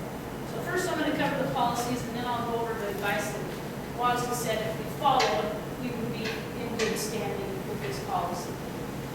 The other thing they caution about is encouraging a student who is enrolled in one or more of the classes to take private lessons or engaging in tutoring for a fee. Now it says if you do want to do these lessons, you need a couple things to be in place. First of all, you need written permission from the superintendent or the principal when a certificated staff member wishes to tutor or give private lessons for a fee to any student who is enrolled. And what I wanted to find out from WASDA is it enrolled or ever been enrolled or currently. To me, enrollment means like right now. But because of the structure of our school, probably any student that's in band have had this teacher at some point because we required band of our middle school students. So we wanted to get clarification of it's enrolled right this minute or ever been enrolled, because we can never win that one because, all the kids are required to take band at the middle school grades. Okay, and then it goes on to say, no, after it says you can have written permission, allows you to do this, then it says no school district employee may employ or use any person, money, or school property under the employee's official control. So that would be like if we had guitars, which we don't in our band, we couldn't use the school's guitars. Under this scenario, if you're doing private lesson. So it was, just had a lot of language in there. So we kind of pop back to the slide here. So we were wondering how we can even, work around this. You have a small town and you have one teacher, everyone's been enrolled in that teacher's class at some point, how does this work? And so they said, you could do this, but what you need to be sure of is that the teacher may not encourage or influence the student. In other words, hey, show up here, get you that A, if you also take my guitar class, so that's a good example of that, or advertise at school. If it's authorized by the superintendent or principal, you can allow that to happen. A teacher can use a school facility provided he or she would pay a user fee, and that's because it is for profit. And we allow use of our facilities all the time. Nonprofits don't pay if they're making profit. It's like a rental fee, essentially. And this was an interesting piece for me. It said the school property, I interpret that as infrastructure when I read it. And that's how I interpret that as buildings, physical space. WASDA says they are referring to equipment, not infrastructure. So if the students had their own guitars, you could use a space at the school. And the teacher could benefit from it financially if he paid the user fee. So it took a while to get to that. I don't know if there are questions, thoughts. There are other ways where we could offer a guitar class if we wanted to, if you had enough students to pay the cost of the teacher per hour. He was looking to do this not necessarily on an everyday basis, like a fifth period or something, meets every day at a specified time for a lot of language in there. I don't know if there are questions or thoughts or comments. We wanted to put it up for review because he was interested in possibly pursuing this. He had stopped by a couple of days ago, and he didn't think it was kind of that interesting anymore, so. My assumption was because it's based on the use fee. Well, I think if you weren't clear as to what the policy meant, and I read it too, you and I read it together, and I wasn't clear what the policy meant, at the very least, we need to fix the policy so it's clear to Right. the next superintendent, the next board.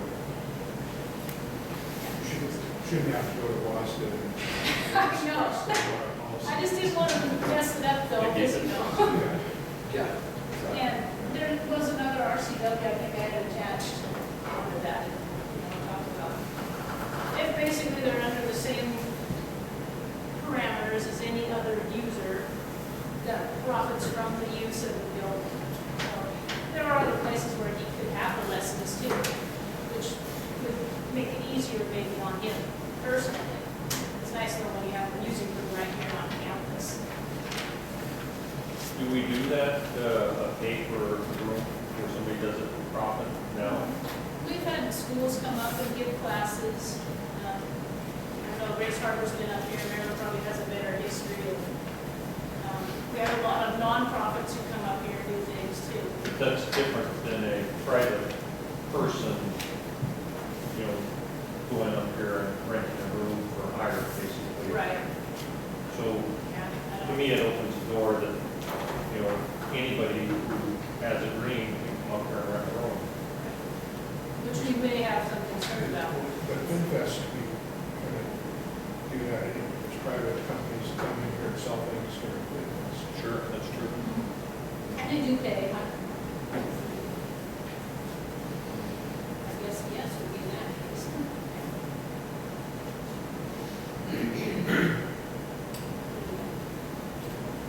Just, that's it, yes.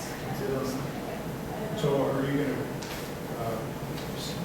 take another shot at the policy and present that to us again for? Well, I think after the conversation, I have a pretty good feel for it. I took, you know, little side notes from here. I think his concern was if he had to, you know, pay every time he uses the facility, it's really not profitable for him to do it here. You know, I think it's $25 user fee. So you have to have quite a few kids enrolled to offset that, to make it, you know, worth having a class and doing that. So I don't know if he's gonna look at another facility. I asked him if he was gonna come, and I kind of had gone through the 4 points that, you know, if he wanted to do it, here are the things, you know, that could allow this to work. I think it just seems a little cost prohibitive at this point. So what is the decision if he says he wants to do it then? I guess I'm confused on that. If he wanted to do it, he can do it, so long as it doesn't, you know, encourage, advertise. If it's a student currently enrolled in a class he teaches, we can grant, you know, permission for that. You know, the user fee, I think, is the hurdle at this point. So if it's $25, it'd be 3 times a week, $75, you know, we have to have a fairly decent enrollment in the class to make it that big. I think there's an insurance requirement too, isn't there? She has all the forms of paperwork, yeah. It just seems like to me like it's a conflict of interest. I would love to have people come up and use facilities. I think that's great, and I would encourage that, but now I'm saying I'm not so hot on this particular item. Yeah, wading through this stuff. Further thoughts? Okay. Comment? All right, let's move to his report.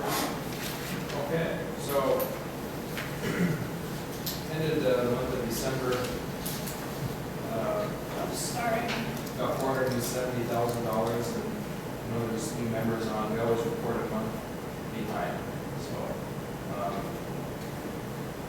we're in December this month, next month report on January, so.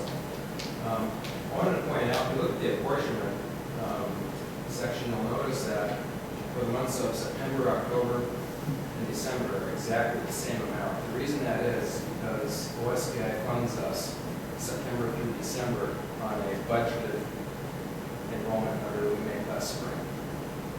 And so that number will be trued up this month's apportionment based on our actual enrollment. So we budget very conservatively in the spring, which is why those numbers don't fluctuate, because they're based on one flat number, not on the actual enrollment.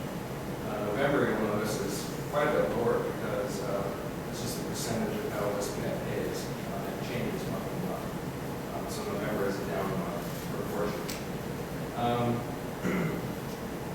Legislature is in session. It's a short session this year, so supposedly it's supposed to last, I think, 60 days. And up until about a week ago, it was looking like that was going to be a for-sure deal. But the Supreme Court recently made an opinion that the legislature did not fulfill their desires of clearing. They didn't make an adequate down payment towards the 2018 deadline to fully fund. And so now the governor's completely changed his tune. I think he had an initial $6 million add to his budget. Now it's over $200 million. And they're throwing all kinds of different things out there that they might want to do. Everything from a cost of living adjustment to various things. The House is all for that. The Senate says no, we've done enough. So who knows? And no one can tell what they're going to do. I was reading an article yesterday that said the court might just start fining all the legislators if they don't do what they're asked. So who knows what they're doing. I mentioned that this month OSCI is going to true up our budget based on actual numbers. So next month we'll see better numbers. One thing that I think Lisa's mentioned that in August they deposited forest revenues that they did not collect back. I called OSCI, talked to Steve Shish, who's said you got to do that. He didn't have a good excuse. They missed it. So it's on our books. We've been collecting interest on it for the last several months, and then we'll take it back in January. I was wondering where that show up. Yeah.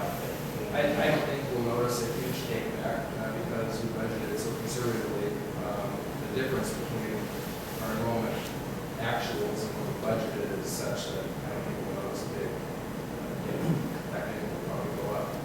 But that's what that is. That's the reason for that. That's all I have at this point. John, why is the local tax, the top item in the green there, why is that so low this month? Yeah, tax collections happen, I believe, in October and April and May. And so what happens is we get to both of them during those months. People always are late sometimes paying their taxes, and so there's kind of trickles off after that. And so that's why there's not major tax collections in the other months. And the non-tax is even low also, and whatever the other state, is that also a tax? No, other state is everything from migrant funding to levy equalization. There's all kinds of different programs. If you look at the very first page of our state apportionment document, there's about 20 different line items. The majority of those fall under the other section. Okay, so yeah.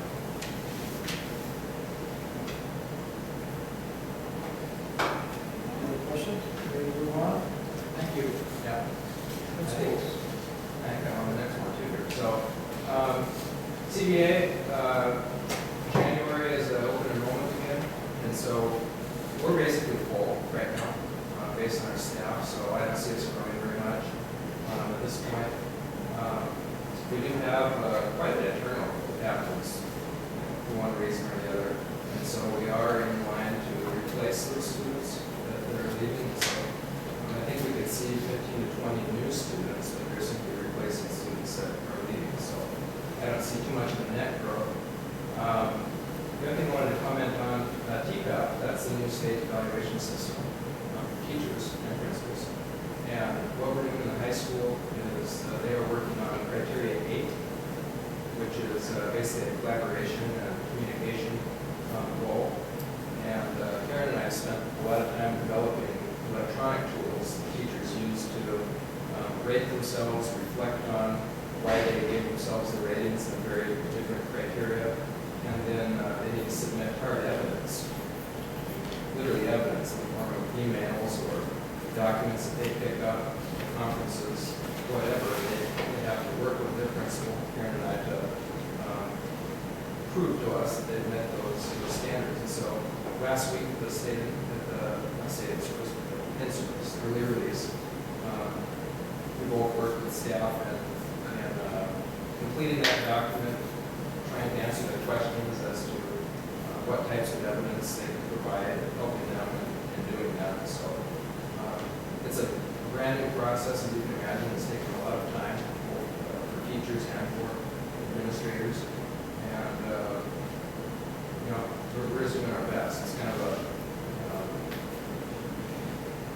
trial year, see how it goes. And so it's going to adapt as we get more clear on what the expectations are, how the best way to achieve them. So that's all I have to say. Questions? And just to piggyback on what John was saying, that the high school teachers are working on criterion A, but that's for tenured teachers. Provisional teachers, those that have 3 years or less, have to do the full meal deal, and that's all A criterion. And under each criterion, there are many, up to 7, 8 different objectives that need to be fulfilled. And it also requires the observation process by which you find and meet all those criteria. Now, for the new teacher or the provisional teacher, I've spent a minimum of 4 hours per person on a one-time observation. So that's sitting down with them, talking to them about it, doing the observation, doing the post-observation, and finding the criteria. And that's for those provisional teachers, you have to do 90 minutes worth of observations through the year, and then trying to find all the documents and the evidence to prove that. Now, as John indicated, with criterion A teachers, those are the teachers that have been tenured for 3 years. And there's still a process. And the interesting thing about that is you have to observe them, but actually the observation doesn't necessarily result in the documentation. Matter of fact, it doesn't, because the documentation for criterion 8 has to do with collaboration and student achievement. Where when you go into a classroom, you're going to observe, classroom management, student interactions, teacher interactions, facilitation, and so those don't necessarily reflect, they don't reflect student achievement. So the data that they have to present us with actually has to do with accountability from the beginning of the year to the end of the year, and developing student goals, whether they be in groups or as individuals. So it's a different process, totally new process, and it's new to all of us. And I think it's kind of exciting, while it can be very, very confusing as well, because this is all foreign territory to all of us, the staff as well as administration, and it's not unique to myself. I was just talking to someone, another administrator today that said, I don't know how we're going to accomplish this. We want to do this new operation. So it's just interesting. And then, when I let you know, the quarter ends next Tuesday, the 28th. It would have ended Friday, but we missed 2 days, snow days, so that will be Friday, Monday, and then Monday, Tuesday. Will be the last day of quarter. So semester. And then I want to let you know that on Thursday, January 30th, the Mandarin classes K1 will be having a Chinese New Year celebration, and here at school at 6 o'clock in the evening. So you're invited to come to that, and we've been preparing for that.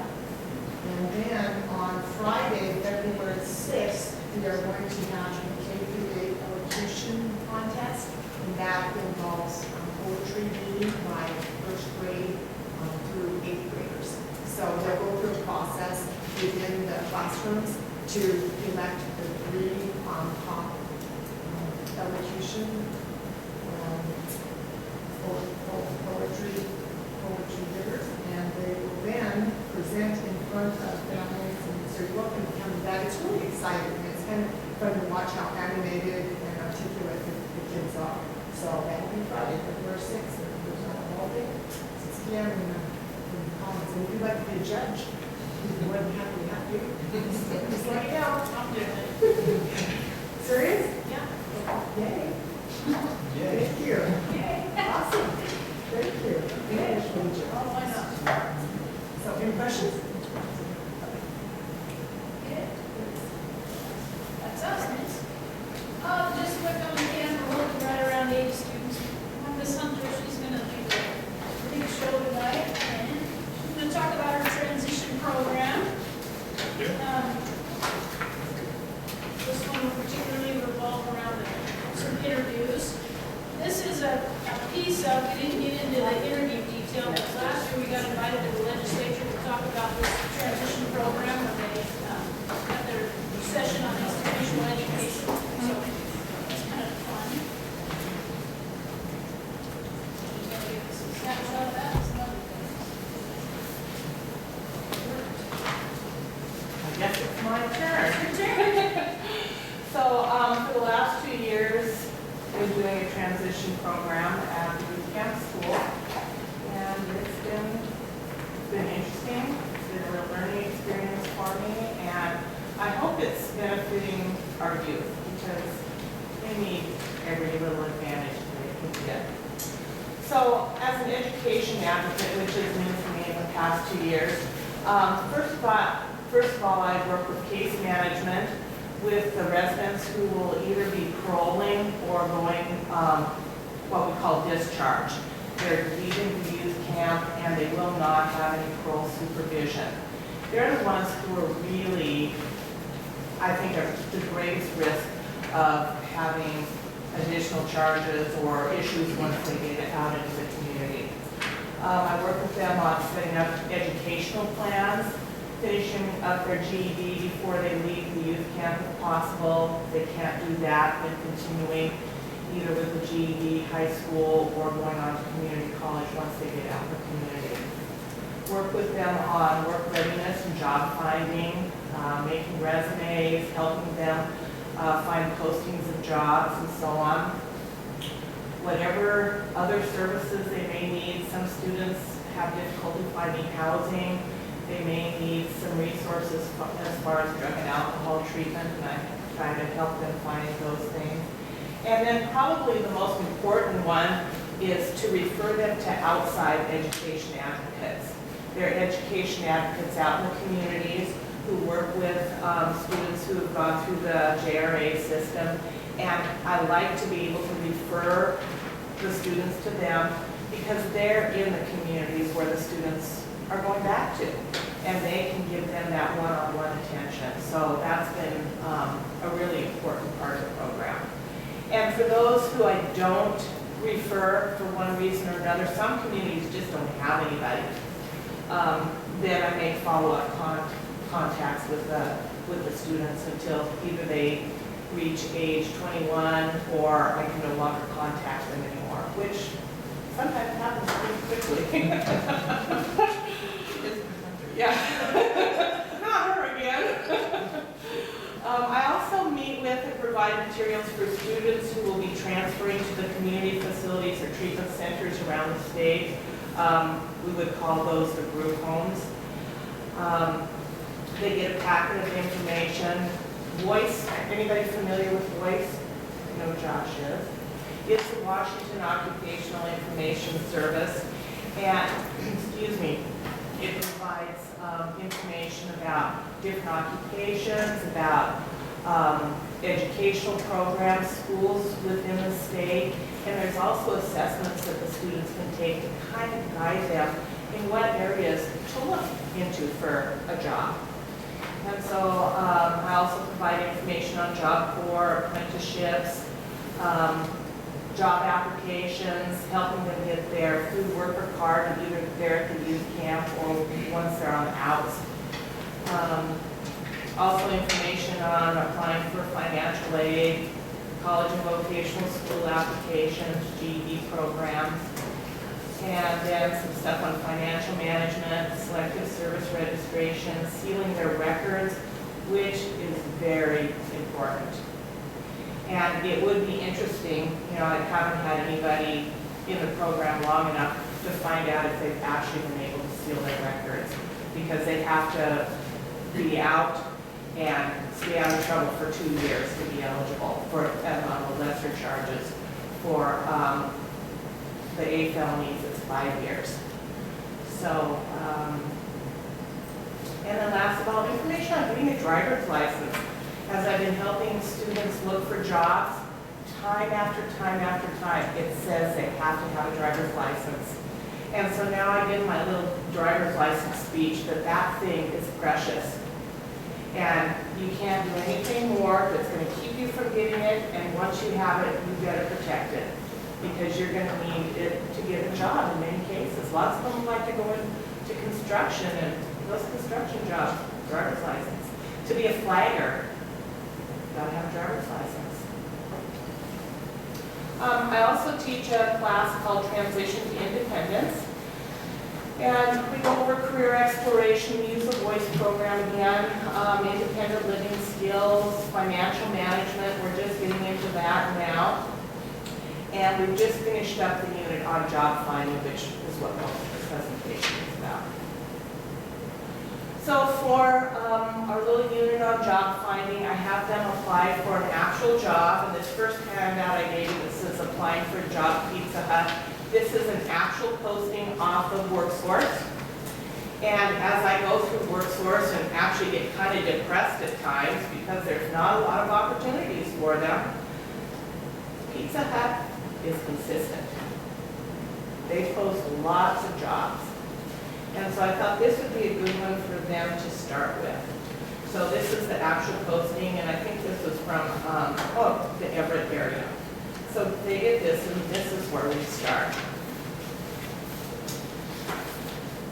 For the unit, they will create a resume. They'll write a cover letter using standard business letter format. They'll complete a Pizza Hut job application. They create what I call the incarceration speech. And they practice interviewing skills and do a mock interview. So the second sheet I gave you is a transferable skills checklist. And this is from Voice. And we use this to create the resume. Most of the students do not have a lot of work experience. And we really have to search for something for them to put on the resume. And this is what I use, because they say, well, you know, I like to work with people. So we see how we can get that transferable skill, and they have to be able to articulate, how have you used this skill? You know, you can't say that I work well with others because once I passed out the papers in class. You know, it's got to be something more than that. So it really is challenging, but they come up with some pretty decent resumes, really. This is the Pizza Hut application, and I guess I didn't give you a copy of that, I'm sorry. They do a generic application, first of all, where they're to gather all their information. And then, I think it's 2 days before we do the interviews, they bring their generic application to class. I pass out the Pizza Hut application and a pen, which they rarely get to use, and they have to fill it out right then and there with the information they have. And then I go back through with a highlighter, and I kind of highlight those areas that they don't have information for.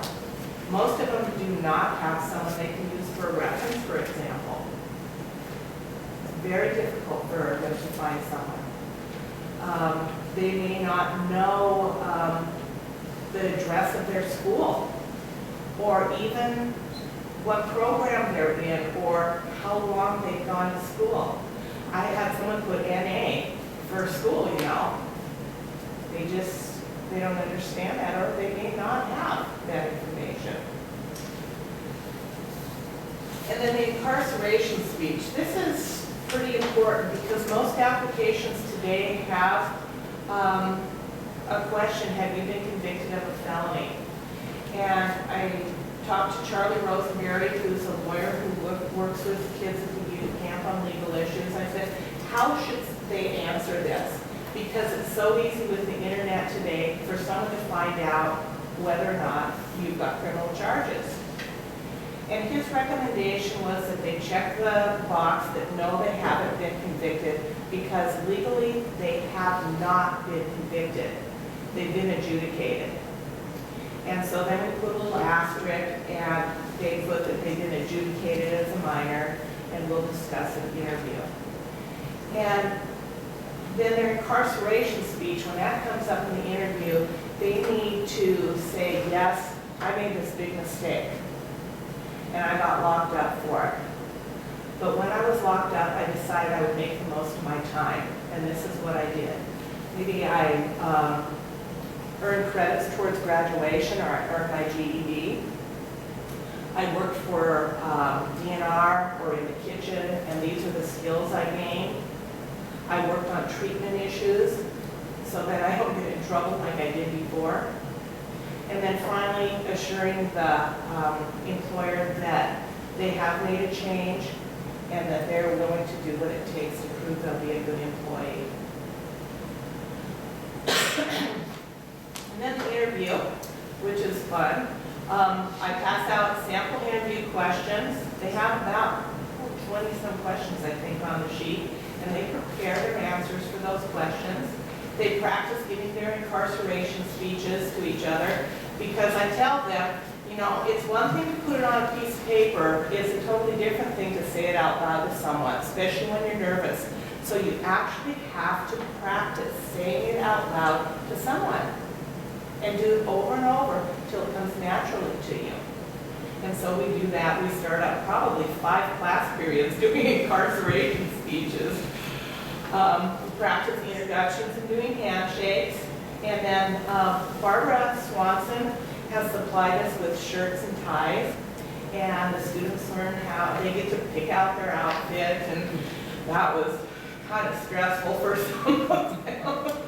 And then learn how to tie their tie.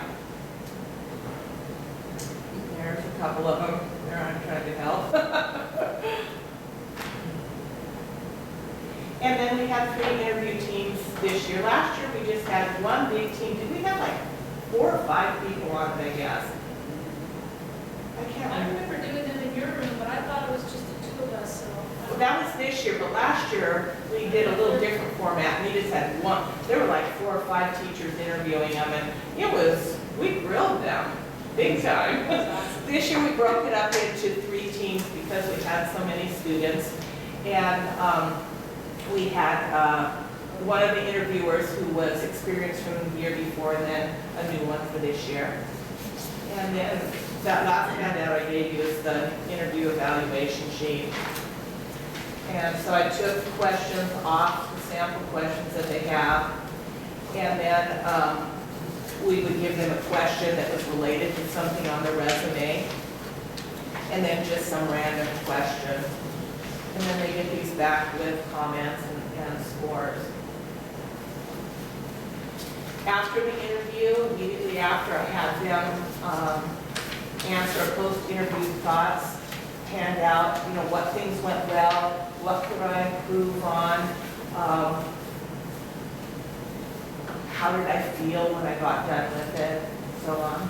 And then we had a party to celebrate their hard work, and we had pizza and root beer floats, and I think that was probably the incentive for some of them. That and getting pictures. Lisa took pictures of the students for them, and that's really an important thing for them. That is huge. You know, we may just take pictures for granted, but for them, that is a really big thing. Really important. And then they had to write up letters to the, or thank you letters to the interviewers. This is my favorite part. This is the crew. I'm so proud. We actually started with more, but you have to realize at the youth camp, things happen at the last minute. People get in trouble and don't make it for one reason or another. So, you know, my list is changing constantly. I sent out, I don't know how many lists to the lodges and to the teachers, and the final one had a lot of markups on it. But those ones who made it through, they did a good job, and I think it was a really important experience for them. You know, to be able to talk about themselves in a positive manner. I thought they were freaking cute. Oh, yeah, yeah. Take my picture. No, I want this post. Yeah. I mean, And I must say one thing about Lisa, probably no one knows this, but she is an excellent photographer. She's been taking pictures for the kids out there who graduate. She does an amazing job. So, good job, Lisa. that's for you. And your end. Does anybody have any questions? Okay, Ethan. I know. No, I think it's great. Great job. And it's, I guess one thing for me, for this job, is I get to know the kids at a little different level than just as a teacher. And I've also grown some. I've always hated talking on the phone, you know, having to call people, and I have to call people all the time now. And so that's been a nice growth experience for me. And how often do you have to present this at the Capitol? That was fun. Oh, that's right, I forgot about that. Yeah, we did that last year. Bitsy does a great job with this program with the students. Put her on the spot once in a while.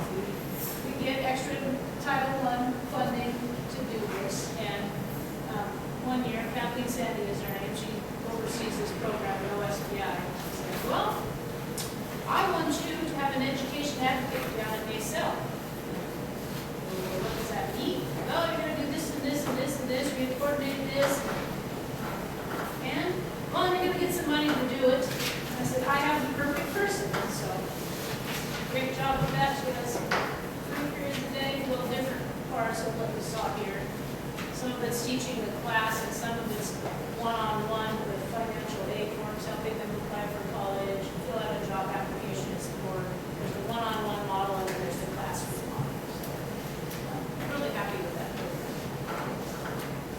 If we could just get rid of the reports, it would be wonderful. The reports, yeah, when it comes to report time, we wonder if we love the program that much. So, exit over there. Okay. Ready to go. I'm not sure if I have anything to say now. Oh, I do. Lots of things to say about this. Okay, so you probably saw the little article in the Observer about our eligible teams, I should say. Teams have been doing very well. We have a group headed to regionals here on the 7th. Emily and Tyler, Whitney, and Empress and Abigail. And each time those kids competed, they were first among one of these schools. They're off to regionals. We have some other high finishers that were in second place each time. And some of those kids are in the audience today. Congratulations. So more to come on Knowledge Bowl. Several months ago, I was on the board then. I don't know, some of you might have been in the audience, but I mentioned we had applied for a Templin grant for security system upgrades. And we received a check that has been deposited, so the money's here and in the bank. That came through. I had reported earlier, it was just in the Friday updates. Met with the Citrus County Sheriff and a couple of deputies.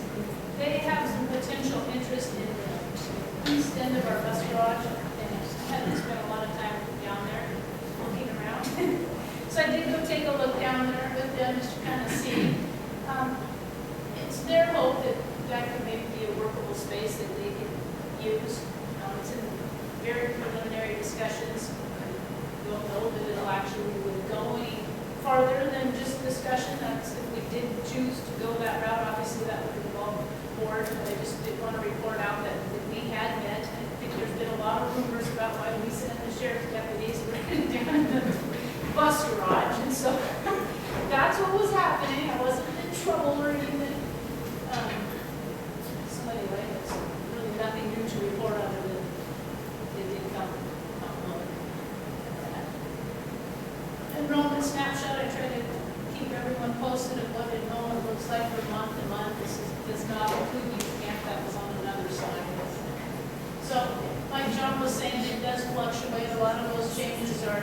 CBA changes, we did pick up 2 new students in kindergarten, some have moved, so it does shuffle from month to month.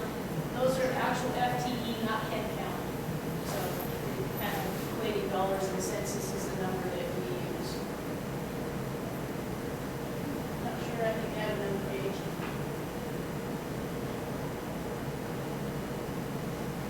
We do have a board workshop set up on February 8th for the training and setting up operating procedures and principles and working together. It's at 10 o'clock. I don't confirm the time yet, the place. It's obviously going to be in the Naysville area, it's going to be here for the library. So just any input on that as far as the place and/or topics. And she does intend to provide, the standard topics about orientation, goals, duties, operating principles, but beyond kind of the typical orientation stuff, if you had specific things, now would be a good time to kind of get a topic. Okay. So. I have a little conflict with that date action now. I was unaware of my wife buying me a trip to Las Vegas to watch the NASCAR race. Oh. So I really, I think we need this, yeah. I think that's the right date. Look at that thing, uh-oh. So, I mean, really don't want to miss that, actually. And I don't think she looked at my calendar, so. How about topics while we're at it?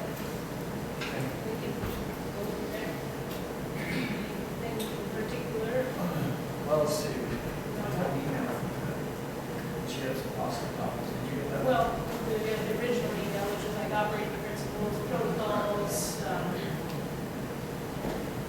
should have another term for it, basically like working together with new people. But that's all that she had at this point. We're supposed to get back in touch and add anything or should we email or holler or throw it out there, whichever. I don't think I saw the list. So if I saw the list, then something might come to mind as something. Right, okay, it wasn't really a list, but more like a paragraph, if possible, I could have sent it out earlier before, okay, put that on that. A couple things that we might consider is at least some discussion on goal setting. And the other would be just a generic overview of the evaluation of superintendent. A policy that we looked at tonight requires 3, and the RCW requires 3. I don't think that's what's been going on. I mean, that goes back, back to 2000. But it can create an issue if problems occur. And so I think it's important that we maybe, try to schedule it in. That's three dates during the year that we have to deal with it. But I think it would be important to do that. But anyway, that's a board decision. But and I think it's something we should probably talk about. I think it's been at least 3 years since the goals, the board has done any goals. At least 3, maybe 4. Probably this first year I was back on the board, which has been.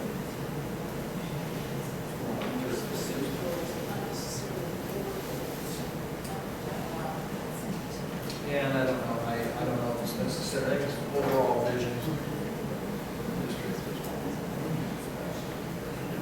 Yes? Just for clarification, is the meeting still going to be on the 8th, or do you have a conflict, or are you going to change the date? Yes. Yeah, we're gonna probably have to change that. Okay. I mean, I'd really like to be at that, Yeah, right. also would really like to be at the NASCAR race, so. When have it there. Hey.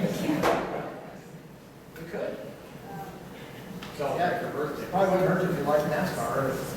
Oh, yeah, I think it's a different thing. There's a couple And things. there will be just. None of them are all cheap. dates too, probably starting out. Yeah. We've talked Well, about. and let me get back to you on that too, make sure that that is the right dates before you change it, okay? I'll text you or email you something. We've talked about, Saturday, just to give us some time to, because we have, we're all new basically, doesn't go out, but new to each other at least. And, we talked about it a Saturday, so we have time. I don't know if you guys have a calendar or anything, you know, on your iPad there, but perhaps you haven't set it up yet. So there's Saturday the 8th, and then the next one is the 15th. Yeah, I'm on 11th to 25th. You're returning Monday, Bob, or are you not sure? Yeah, like I just told her, I want to make sure that that is the right date, before she changes it. Yeah, I'm just thinking if it doesn't work, because we have a plan for next, move on to the next We meeting. might maybe sure that is. Okay. Maybe once it's determined, and the board all agrees on the date, we can put it on Facebook. And then paper. February 1, that's this Saturday. And again, We may not have to do that. this was news to me just in the last week, so let me make sure the dates are all right on when I'm doing. Because we may not have to change that, so I'll email you that. Anything else on superintendent report? No, I just Okay. want to set it back update. We're all here. We could, I don't have my schedule, so. Yeah. we would have to go earlier, would we, Chuck? Or you're gonna be gone for how? Until the 25th. Until the 25th, so we have to go on the 25th, or earlier than 28th. Just ask March 1 or February 1. I don't know what those were. March 1. Tournament, I think, is 5, 6, 7. I think it's a little later than that. So I guess we'll just.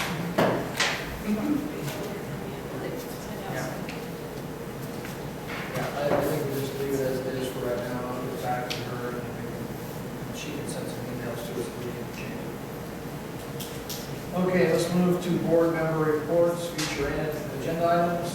Anything, guys? I've got one thing. When the board approved the batting cage in November, there was no plan provided, not for the building, but the layout on the property. There was just discussion about it going on the tennis court, and it would be configured in a north-south. Right. I think it would be important that we know exactly where that's going to go, instead of finding out that it doesn't really go where we would like it to go. And I'm not looking for an architectural plan or engineering plan.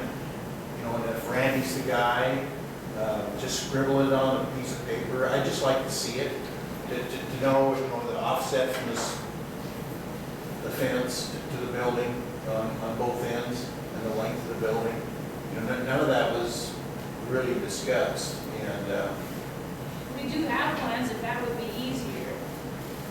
I mean, rather than. well, and I don't know who, it's a Booster Club project. Randy, that's. And so, is Randy the guy? Okay. He just stopped by the other day and told Lisa he would come to the next board meeting. Is that correct? Oh, he is gonna come to the next board meeting? Okay, well, that would take care of it for me. So there is a plan for the design now? It's not engineered yet, but it's in the works. Okay. So is there like a plan view that shows where the building's gonna be situated? I haven't seen that yet. No, okay, that's what I'm interested in, is how it's gonna fit on the property. I thought I read someplace you didn't need engineering because you're gonna get it from like Home Depot or whatever the plans are It coming. actually is coming from Parker Buildings. Parker and Candy. That's what I got mine. They were a little cheaper. Oh, boy. And they blew it right out of the water when I was a kid. When's construction supposed to start? I don't know, we'll have to do the engineer's plans first, and they go to the county, get the permits, and And Parker, what Parker does is they go directly to your county that you're in, and they get their building codes, and then they'll design your building according to the codes in your county. So that's what they did for, of course, the kayak company, you can basically put up what you want, pretty much. So, not so much in the city. A little bit more flexible, yes. Okay. Anything else, board member reports, anything? Okay, the only thing I got is, hopefully I can get a little better handle on the WIA 1D thing here in the near future, so Chuck and I will be working I on also that. have to contact you too, so I have firefighters I like to lose. You're busy. Okay, well, if there's nothing else, I would entertain a motion to adjourn. Also move, we adjourn? Second? With the second, all those in favor say aye. Aye. Meeting adjourned.